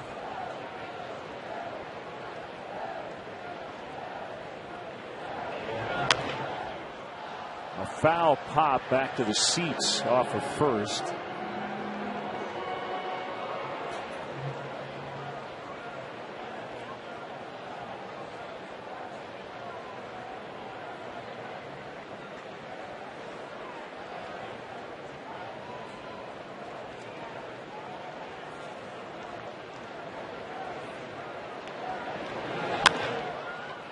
And a pop up middle of the diamond.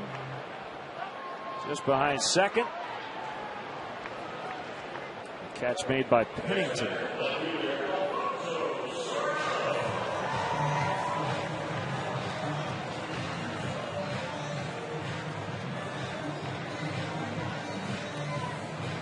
You could probably hear it in the background for the first time. Started earlier on this homestand. You have each player picking his own theme song when he comes up to the plate. So instead of Gary Pressey on the Wrigley Field organ, you hear the recorded music instead. What song would you pick? Probably Willie Nelson, Don't Get Around Much Anymore. That's what people used to suggest I use for my coming up music. We didn't have that back when I played. I'd have to really think about it. Something with a real good riff at the beginning, get the blood boiling a little bit. Something by the Carpenters, maybe? Yeah. Cow Sills. Oh, there you go. I like that, the Cow Sills. Base hit into left. She asked him why I'm a hairy guy. Here's Bob Brenly. Check out the Cubs minor league report, and we got to focus on Brett Jackson. Wow. How about this? He completed the cycle by hitting a game-ending home run last night. And Daytona won again tonight, correct? Yes, they did. 5-4 tonight. Chris Carpenter, the Southern League pitcher of the week. Sammy Fuld with 3 hits for the I-Cubs.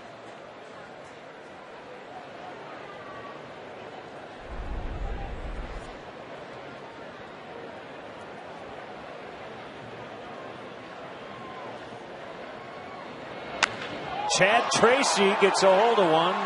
Did he get it? Off the wall.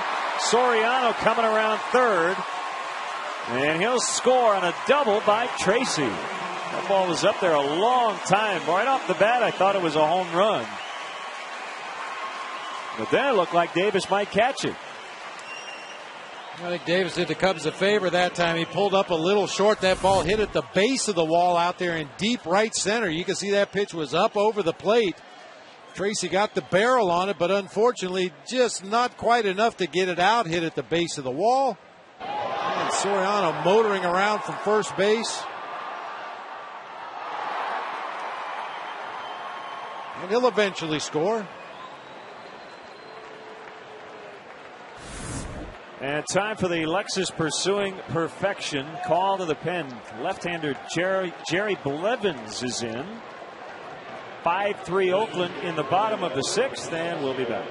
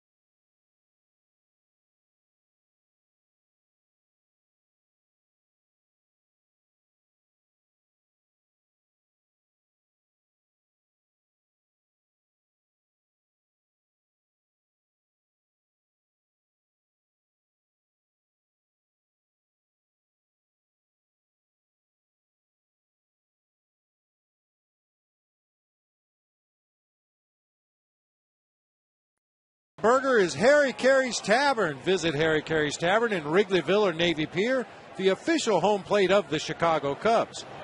Call 773-HOLY-COW or visit harrycareystavern.com. Here's left-hander Jerry Blevins, a 17th round pick of the Chicago Cubs. In 2004, he was sent to the A's.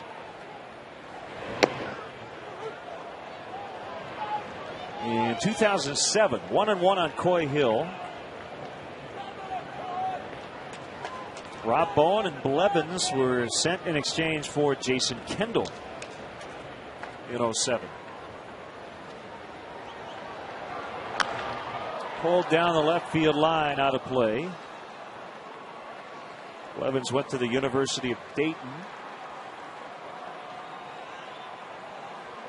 26 years old, 6'6", 178. He's a spring bean.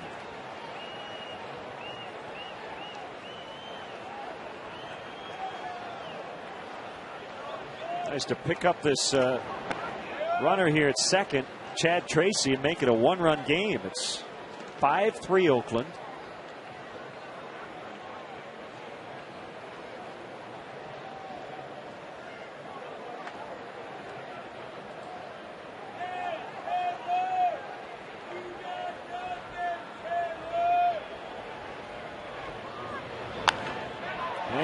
Through the whole base hit. They're going to send Tracy. Cust up with it. The throw to the plate's going to be late, and the tying run now in scoring position. That was an unnecessary throw by Cust, missing the cutoff man, and a nice piece of running by Coy Hill. Let's hope that comes back to bite the A's.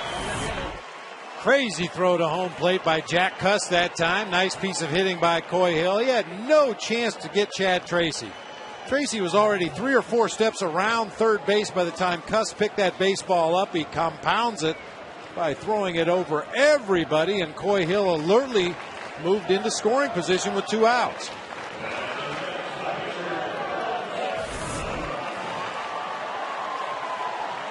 So a one-run game.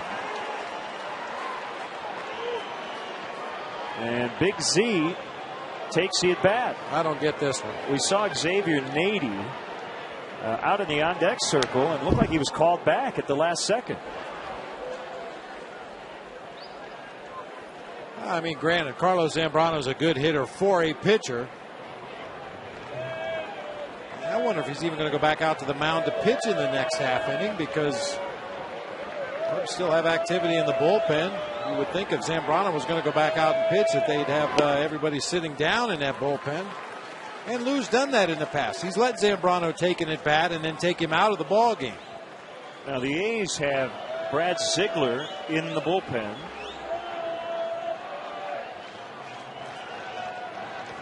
And righties hit 176 against him. So Lou might have thought, if I use Nady, Bob Guerin's going to bring in Ziegler. 2-1 on Z.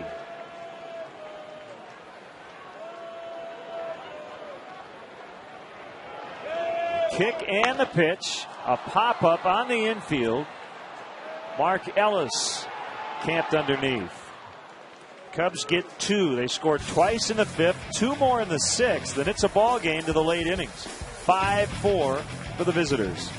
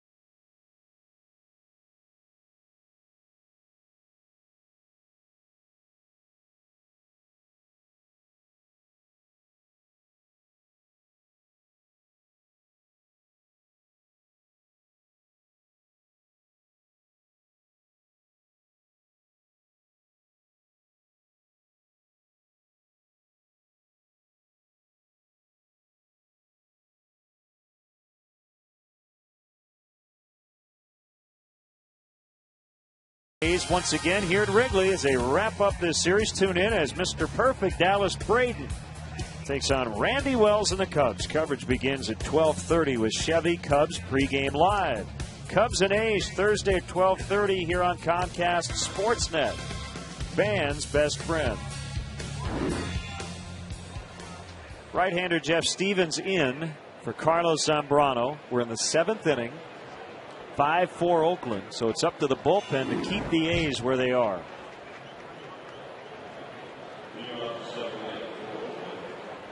Stevens has been death on right-handed hitters this year. The 121 batting average. Overall, opponents hitting 150.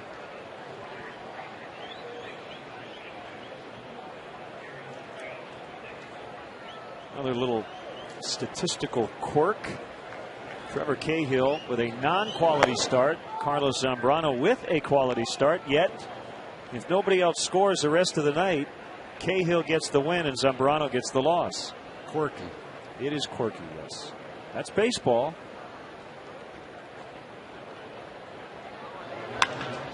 Kurt Suzuki with a leadoff single.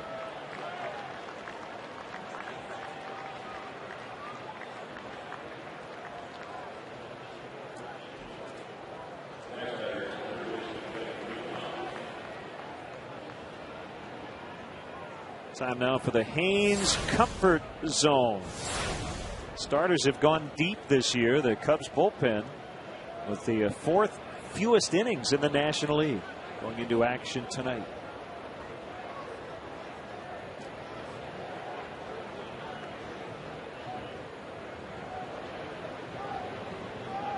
The pitch to Kuzminoff is a strike on a slider from Jeff Stevens.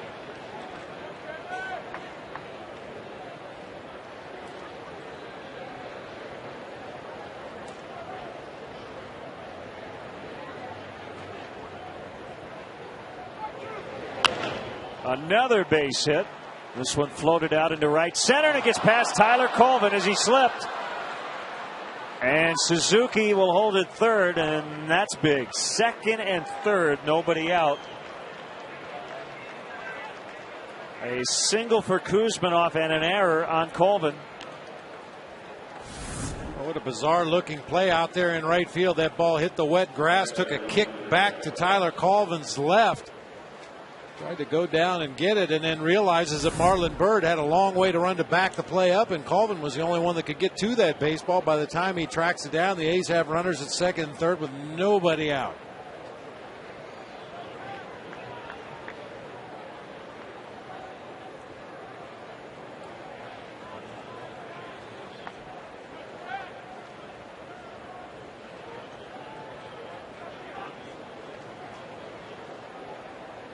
Once again, the Cubs will play the corner infielders in a very similar situation that we had earlier in this ball game back in the 4th inning. Guys in the middle playing back. Let's hope it doesn't play out the way the 4th did. Cust ended up walking, and the A's would go on to score 4 times in that inning.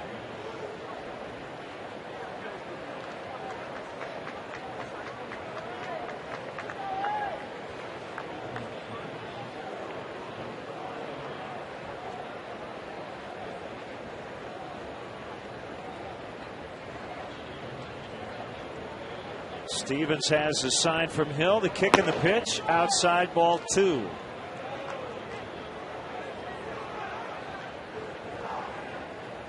John Grabo activated from the disabled list prior to the game tonight, and he's up in the pen. I think the lefties will be busy in this series because the A's have a bunch of left-handed hitters. 3-0.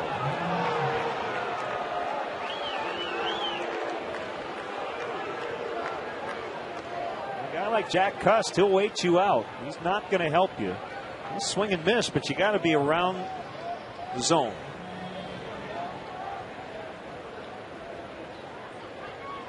Twice he has walked over 100 times.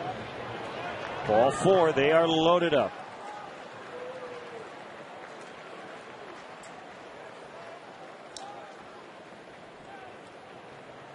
So Larry Rothschild heading out, and Lou checking on John Grabo.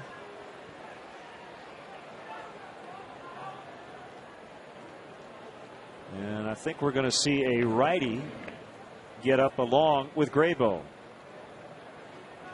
And it's going to be Bob Howery.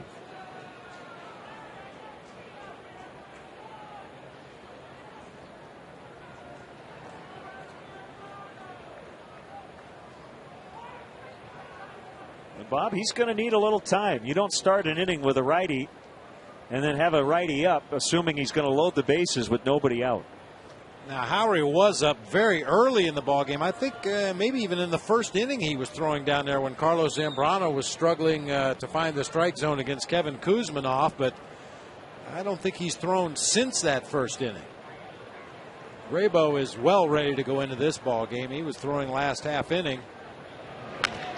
Ground ball to Tracy. The throw goes to the plate. Relay to first. Got him. How about that? 5-2-3 for the double play.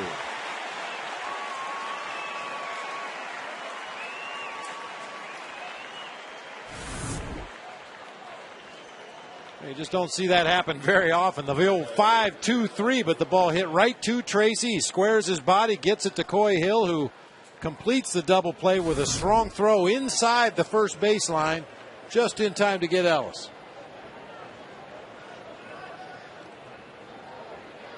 Second and third, it's Cliff Pennington. Well, this would be huge for Stevens to get out of it. Strike on a heater. Dallas Mavericks forward Sean Marion, Waukegan, Illinois native, will handle the stretch.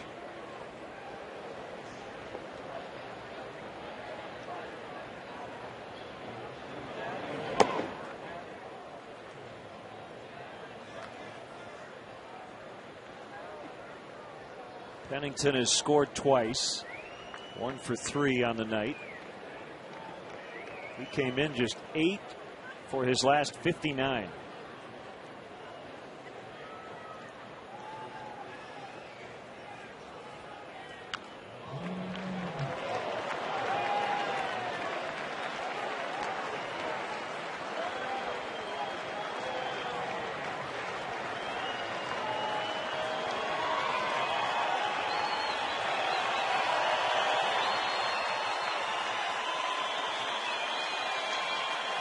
One and two the count.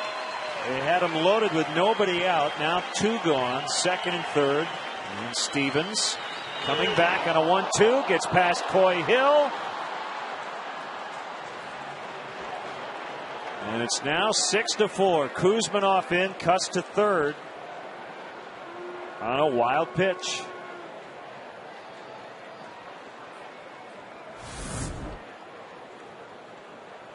We saw Coy Hill wanted it up. We saw the starting pitcher for the A's, Cahill, do that earlier in the ballgame, trying to elevate a fastball, threw it all the way to the backstop. This time it's a Cubs hurler, Jeff Stevens, who does the same thing.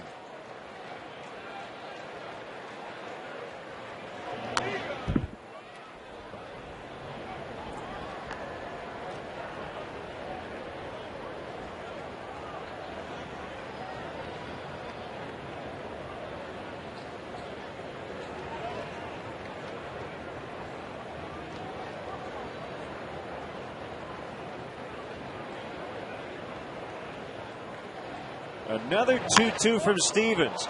Deep drive. Colvin back on it. And he can't make the catch. And Pennington's on his way to third with an RBI triple. And now he's going to try to score. Tracy's throw to the plate. Not in time. It'll be a triple and an error. And it's 8-4. Boy, a brutal night for the Cubs on defense. That was a good effort by Tyler Colvin. He fell down and had to pick up the ball, and Pennington was going to have an easy triple, but the throw somehow got away on the relay, and that allowed Pennington to get to the plate. Yeah, double cutoff out there. Ryan Theriot backed up by Starlin Castro. It goes over Terrio's head. Castro's got to get himself a better bounce than that. Take 2 steps further out into the outfield, get it in the air, back up 2 steps, get it on the big hop. Castro played that into a very, very tough play out there at short. And for Colvin, that's 2 errors this inning. So you've had a double error inning by Derek Lee, and here in the 7th, Tyler Colvin. And boy, Bob, I mentioned when Cust came up, you hope you don't see a replay of the 4th inning. Well, it's been pretty close. Yeah.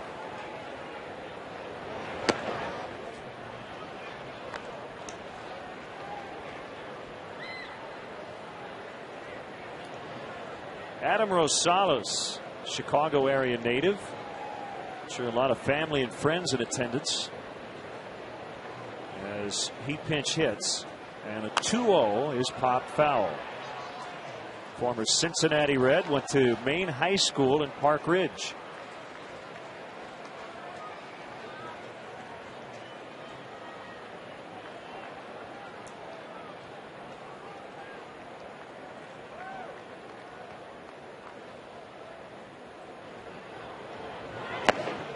Two and two.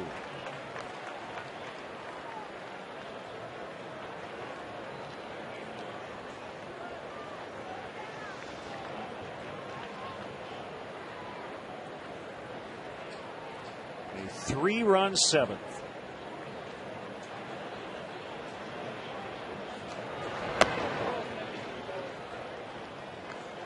That's a tough error. The second one is a tough error for Tyler Colvin. I still think that double cutoff wasn't executed properly. That's why you have a double cutoff. If the throw gets to Theriot in the air or on a big hop, he'll field it and throw on to third base in an attempt to get the hitter. If it's over Terriot's head or a bad hop, he lets it go, and it's up to Starlin Castro, the shortstop, to position himself to either get a big hop or catch the ball in the air, one or the other. He got caught in between. That ball hit right at his feet and got away.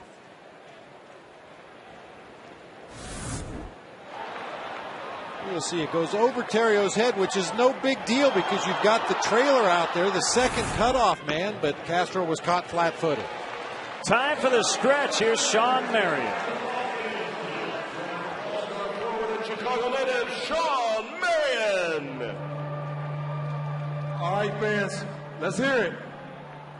1, 2, 3. Take me out to the ball game.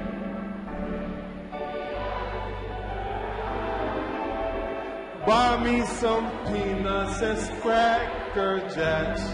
I don't care if I ever get back. Come on, they don't win, it's a shame. 'Cause it's 3 strikes, you're out at the old ball game.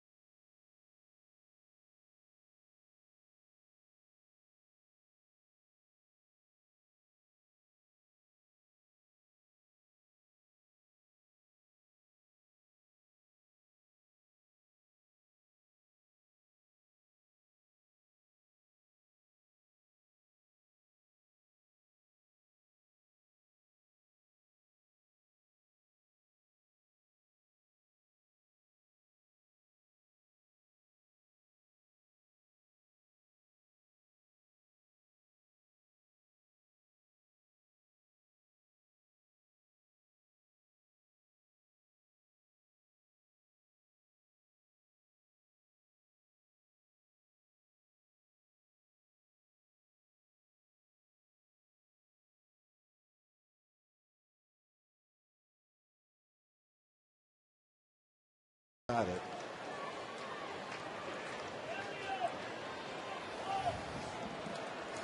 Well, Connor Jackson making his athletics debut after being acquired earlier today from Arizona. And here's right-hander Brad Ziegler against the top of the Cubs order, Theriot, Castro, and Bird, as Ziegler slings it up there from down under for strike one. Great to have Sean Marion of the Dallas Mavericks in the booth with us. What's up, guys? Nice to meet you, Sean. Nice to meet you too. Ground ball to short as Pennington throws out Theriot. Well, we understand the NBA Finals are going to a game 7. We'll get your prediction here coming up. We want to check out your first pitch tonight. Oh. How did it feel? Felt really good. Looked good, too. I got to see this throw because you've got one of the most unusual shooting strokes in the NBA. I want to see how you throw a baseball. Well, that looks natural. But I ain't know what though. I didn't. I wanted to throw it harder, but I ain't get no warm up pitches, so that was my first pitch. Yeah, you got to ease in. And plus, I was a little bit enjoying myself doing the delay time over there. Okay. That's all I'm gonna say. Now, Bob, do you follow Sean on Twitter @Matrix31? No offense to Sean, I don't follow anybody on Twitter. But if I did, you'd be the first. Do you Twitter? You're on Twitter, so No. it's okay. It's different. So okay. All right. So how often do you tweet? I was tweeting a little bit during the game. I Okay. think before doing the delay and stuff. But I tweet occasionally. It bounces back here and there. Some days is more than others, and other days, better. Ziegler will pick it up and throw to first. Who do you like in Game 7? Lakers at home. Man, you know what? I think it's going to go down to a last-second shot. And I'm anticipating that because if you look at how the games have played up to this point, Lakers won by a 20-point blowout, and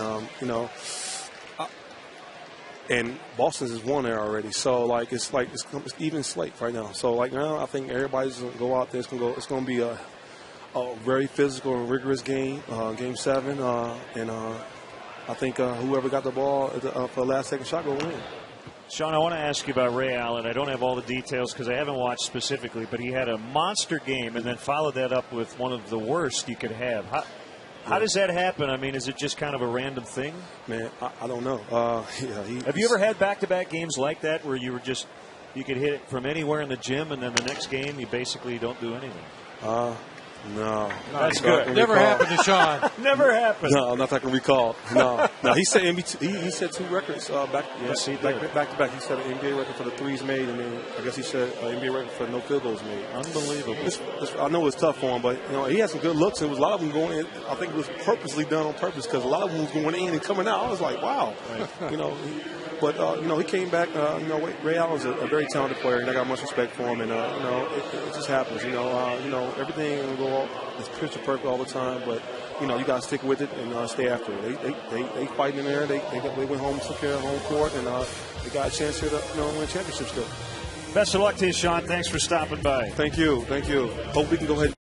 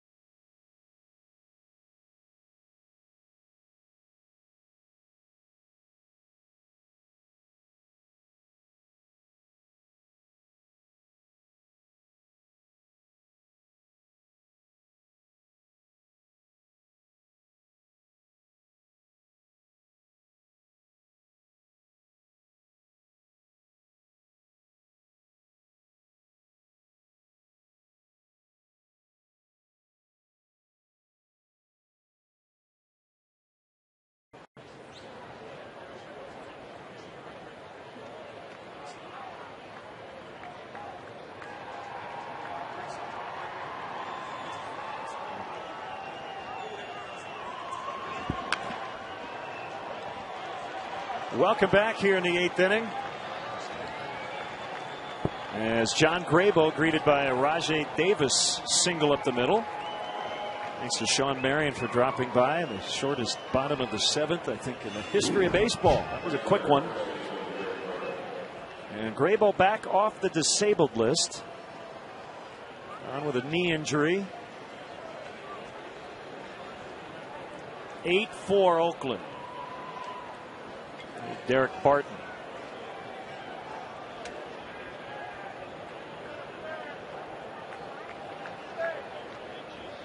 Davis, by the way, with 3 hits tonight. And Grabo will keep an eye on him. Yeah, we talked about Rajai Davis' base stealing abilities. He has been bothered by a sore left hamstring. He missed 4 games recently because of that left hammy. And with a 4-run lead here in the 8th, we'll see how anxious he is to run.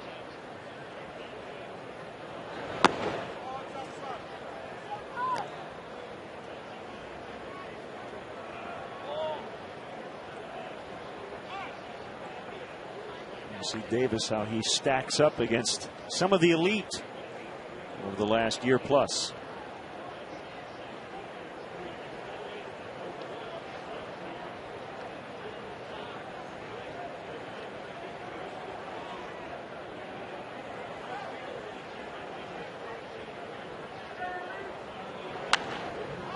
And a pop-up off of third. Looks like Tracy is going to have room. He went in, came back out with the ball.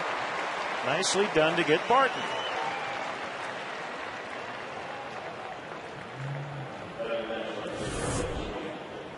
Tracy tracking that ball all the way over to that area in front of the bleachers over there.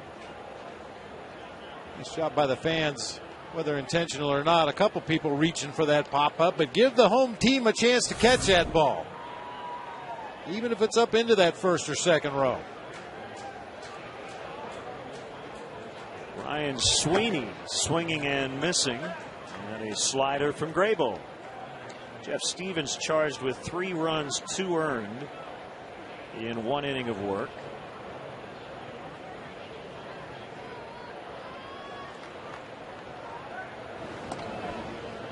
I am officially a Sean Marion fan. What a nice guy. And unfortunately, the fans didn't get to hear what we were talking about between innings, how much he enjoys going to sporting events as a fan. He said he went to Game 5 of the Stanley Cup playoffs here in town, sat in the second row. He likes to go watch the teams. He says you got to support the teams you like.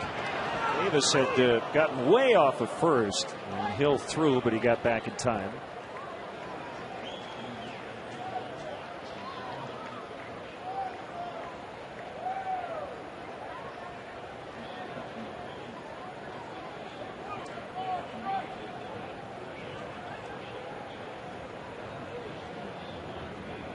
Graybill had a left knee sprain.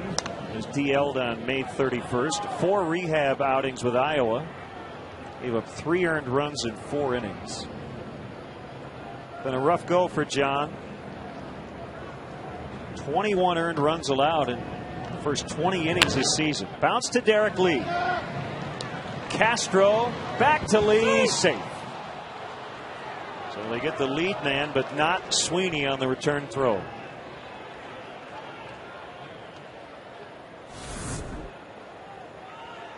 That 3-6-3 double play is awfully tough to turn. Saw Castro take a little extra time coming off the bag, giving D. Lee a chance to get back to first base, and Sweeney was streaking down that line and legged it out.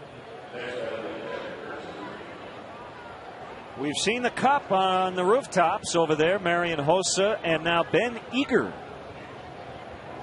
parading the cup around as people take pictures with their phones.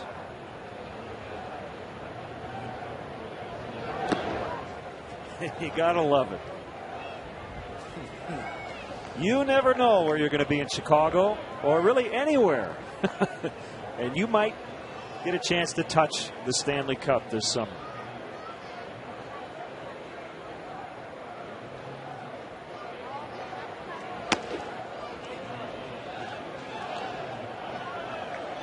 (2-0) on Kurt Suzuki.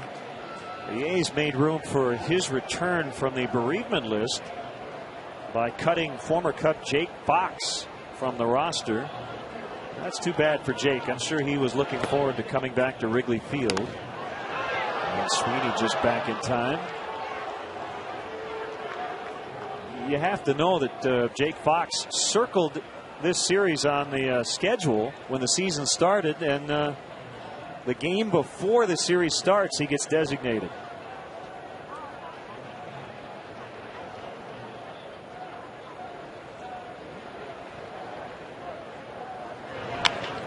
A fly ball to left. Soriano is over, and he makes the running grab for the third out. Scoreless 8th for John Graybill. Bottom 8. It is getting late, and the Cubs trail this one 8-4.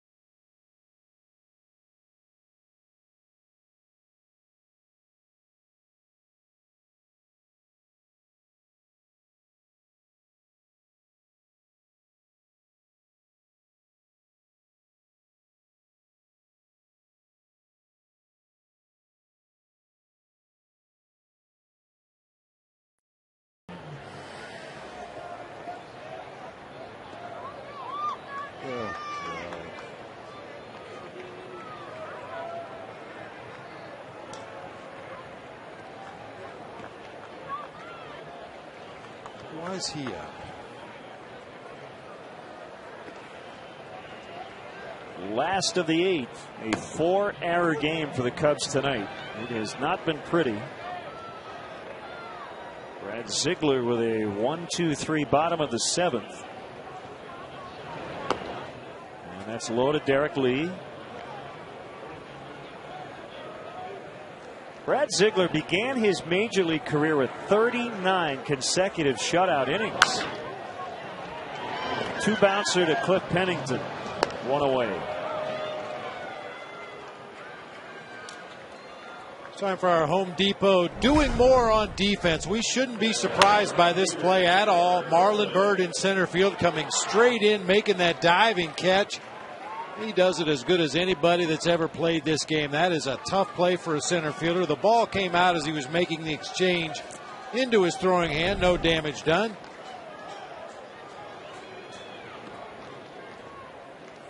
Colvin 1 out of 3.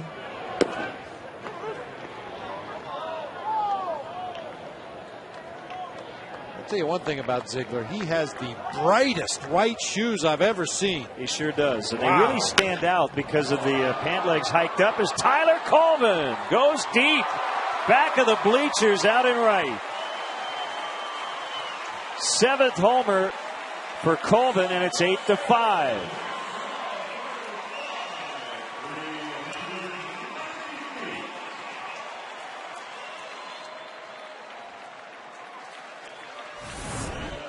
Wow, he got every bit of this one. You can see from Ziegler's delivery why he would be tough on right-handed hitters. Doesn't seem to bother Tyler Colvin in the least. Hit that ball off the railing at the very back of the right field bleachers.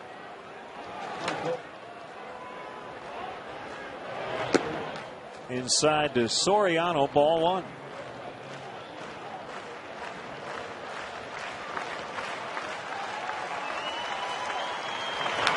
Fouled back.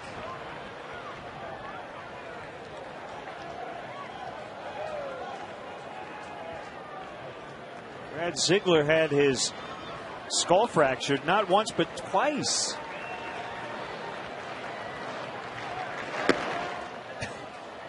In 2004, hit in the head by a line drive during a minor league game, and then he was playing long toss in the offseason prior to 2008 at a youth baseball camp. A youngster jumped in, tried to catch the ball, only to have it bounce off the kid's glove and directly into his forehead. Ouch. 2-2.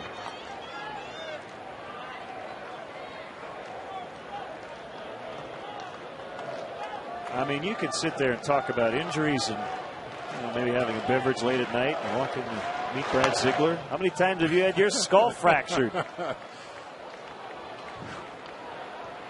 had mine fractured twice. Top that.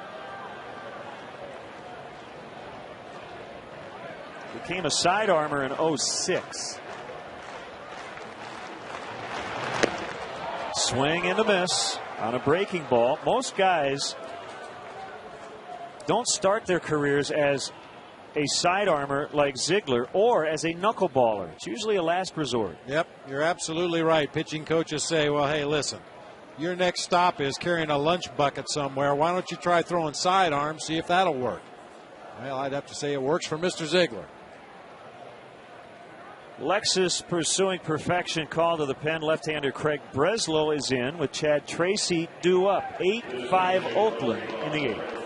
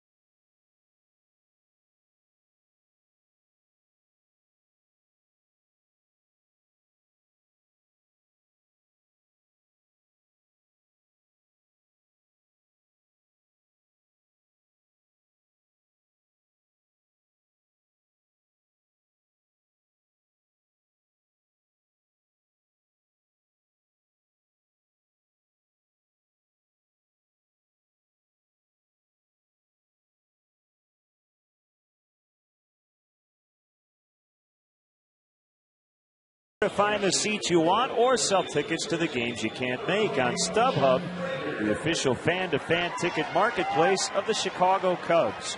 You'll find great seats and great service on StubHub all season. So go to StubHub.com, choose your seats today. Jeff Baker pinch hits for Chad Tracy with a southpaw Craig Breslow, who went to Yale, and he's on to work for the A's. First pitcher from Yale to make the major league since Ron Darling.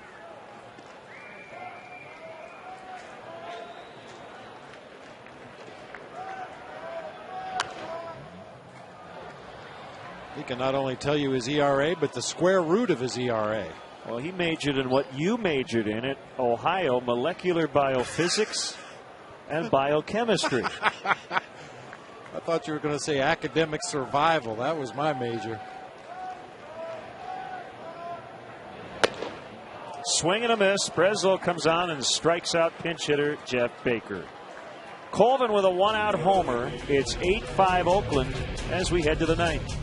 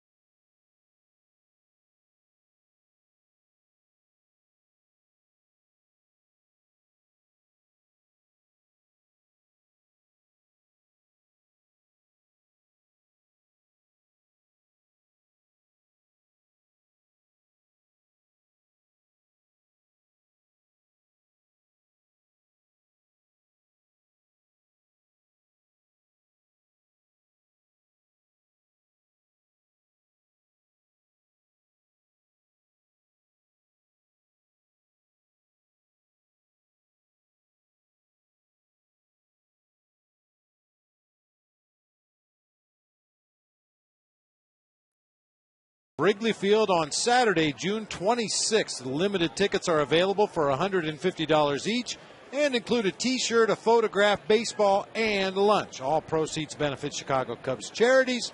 To purchase tickets, visit Cubs.com. Left-hander Sean Marshall getting some work here in the ninth, with the A's leading 8-5. Jeff Baker staying in to play third after pinch hitting for Tracy.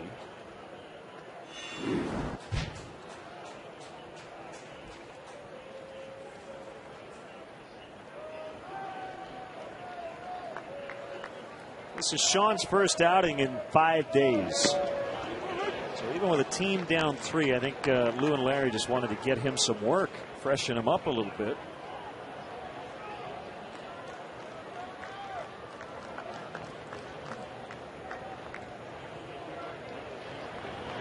That's high. 1-2 on Kuzmanov.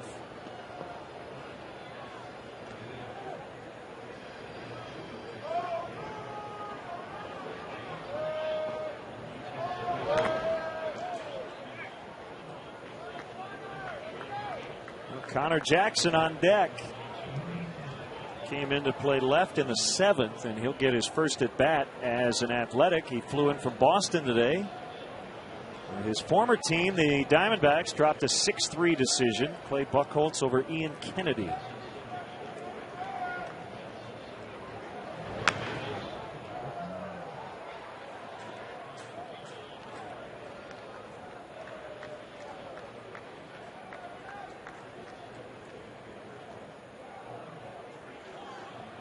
How about Kevin Kuzminoff, joined by Daniel Nava of the Red Sox, a very exclusive club. They both hit the first pitch of their major league careers for a grand slam.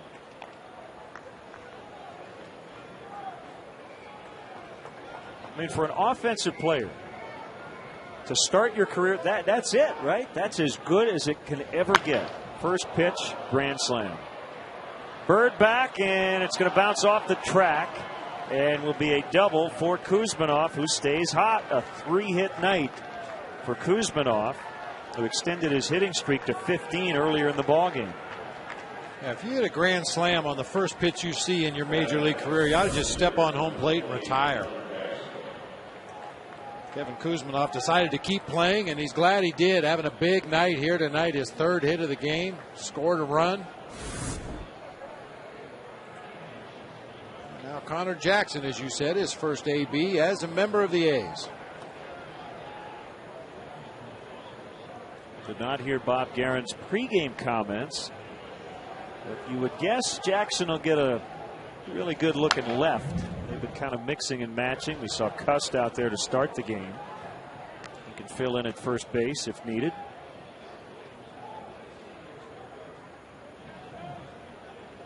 In his time with the Diamondbacks, they called Connor Jackson Kojak. I like it. Yeah.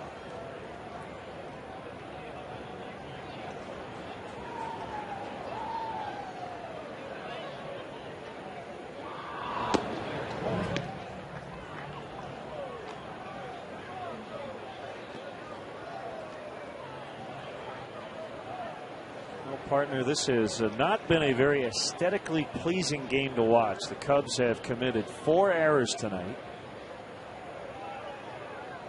The A's have 12 hits. And they have made the Cubs pay for their defensive problems.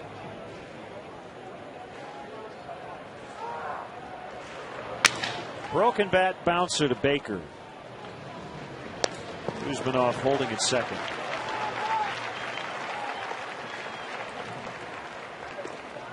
It just really becomes magnified when your own offense has trouble scoring enough runs to make up for the runs you allow because of sloppy defense. This puts all the more pressure on that pitching staff, and if they're not absolutely perfect every night, it's going to be tough to win a ball game. There's the closer, Andrew Bailey, last year's American League Rookie of the Year. He's up for the A's.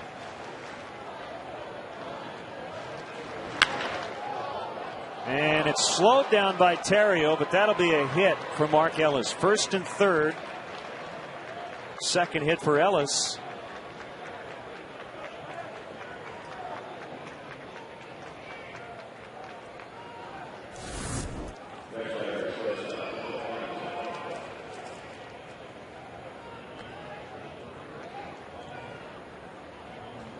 Hit hard back up the middle of the field. Terrio just tried to smother it to his backhand side, making sure that Kuzminoff was not able to come around from second base and score if that ball got into center field.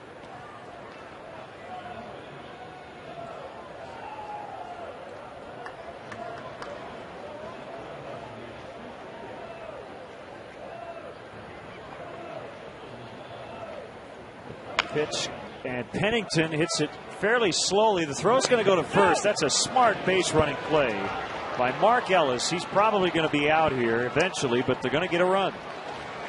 He stopped dead in his tracks. We'll dissect that play when we come back. A very smart base running maneuver as the A's get their 9th run of the night. 9-5 to the last of the ninth.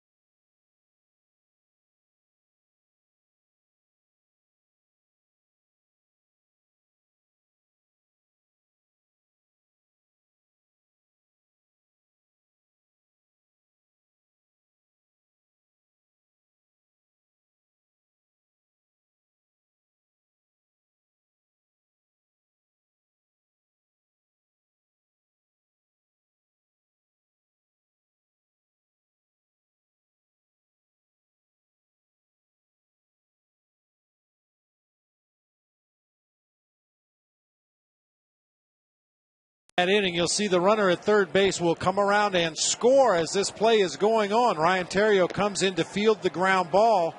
As you said, Len, this is a heads-up play by the base runner there to stop short, make Theriot take the out at first, and then get caught in the rundown to ensure that Kuzminov was able to come home from third base and score. And Theriot had absolutely no choice but to throw to first, because if he waits, he has no shot at a double play. And Andrew Bailey, I don't know how he feels about it. I'm sure he likes the extra run, but it takes away a save chance for him. And Alan Trammell talking with Theriot about that play.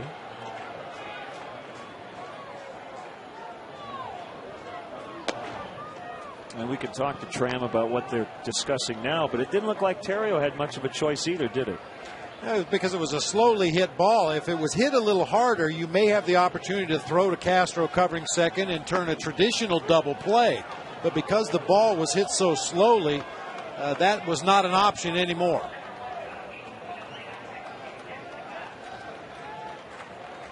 One and one on pinch hitter Mike Fontenot. Swing and the miss. 95. Good hop on that fastball by Bailey, an all-star and the rookie of the year last year when he put up a 1.84 ERA. All that after being a spring training non-roster invitee. Strike three.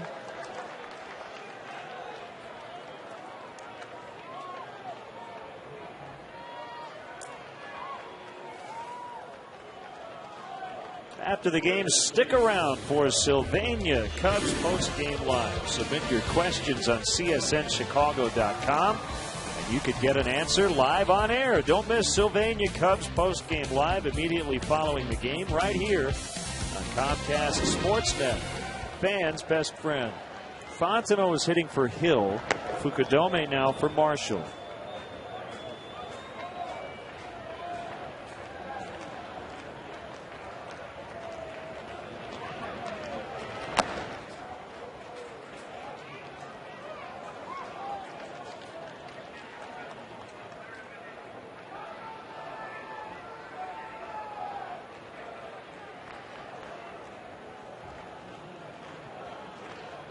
Kosuke's hitting coach from Japan in town working with him. Well, that was a cross-up, wasn't it? Boy, was it ever.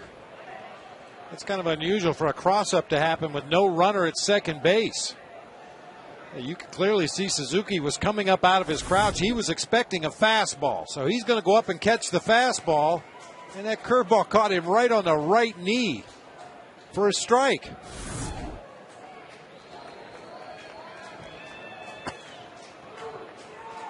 How you miss that one? And Bailey's got a real good curveball. Throws a fastball in the mid-90s. He throws a cut fastball in the low 90s, and then that big curve we just saw. Diving stop, Kuzminov. The throw is late as Kosuke has an infield hit.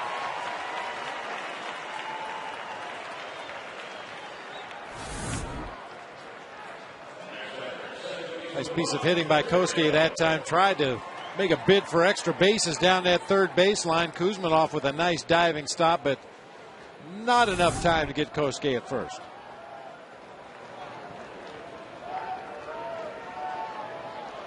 Theriot 1 out of 4. A pretty key play in this game now. The way it played out late might not have mattered. With first and second, 2 runs in the 5th inning, and Theriot got caught in a rundown by Trevor Cahill as he and Starlin Castro were on the move, and Cahill spun around and they got Theriot. It was 4-2 at that point.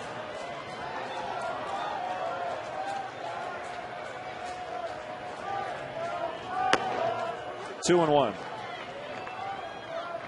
Hey, you hope that wouldn't turn out to be a turning point of the ball game, but unfortunately I think it was. If the Cubs with a couple runners on base in the middle of the lineup coming up to the plate might have been able to push across another run or two in that situation, it becomes a completely different ball game.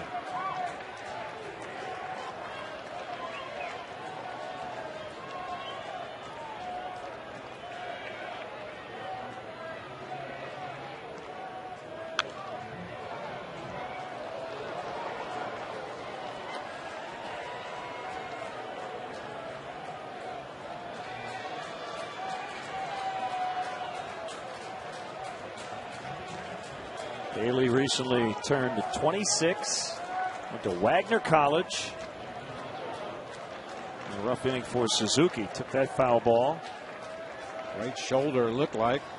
Took a curve ball off the right knee, then a foul ball off the right shoulder.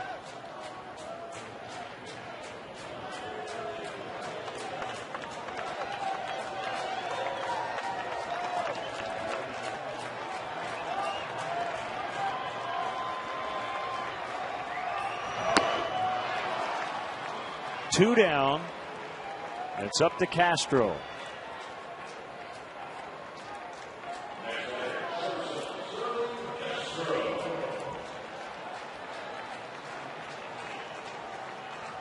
They got their rally caps on. I think it's going to take more than just the cap. You better flip the whole wardrobe. Fukudome takes second base without a throw. I will not ask you to define what you mean by that.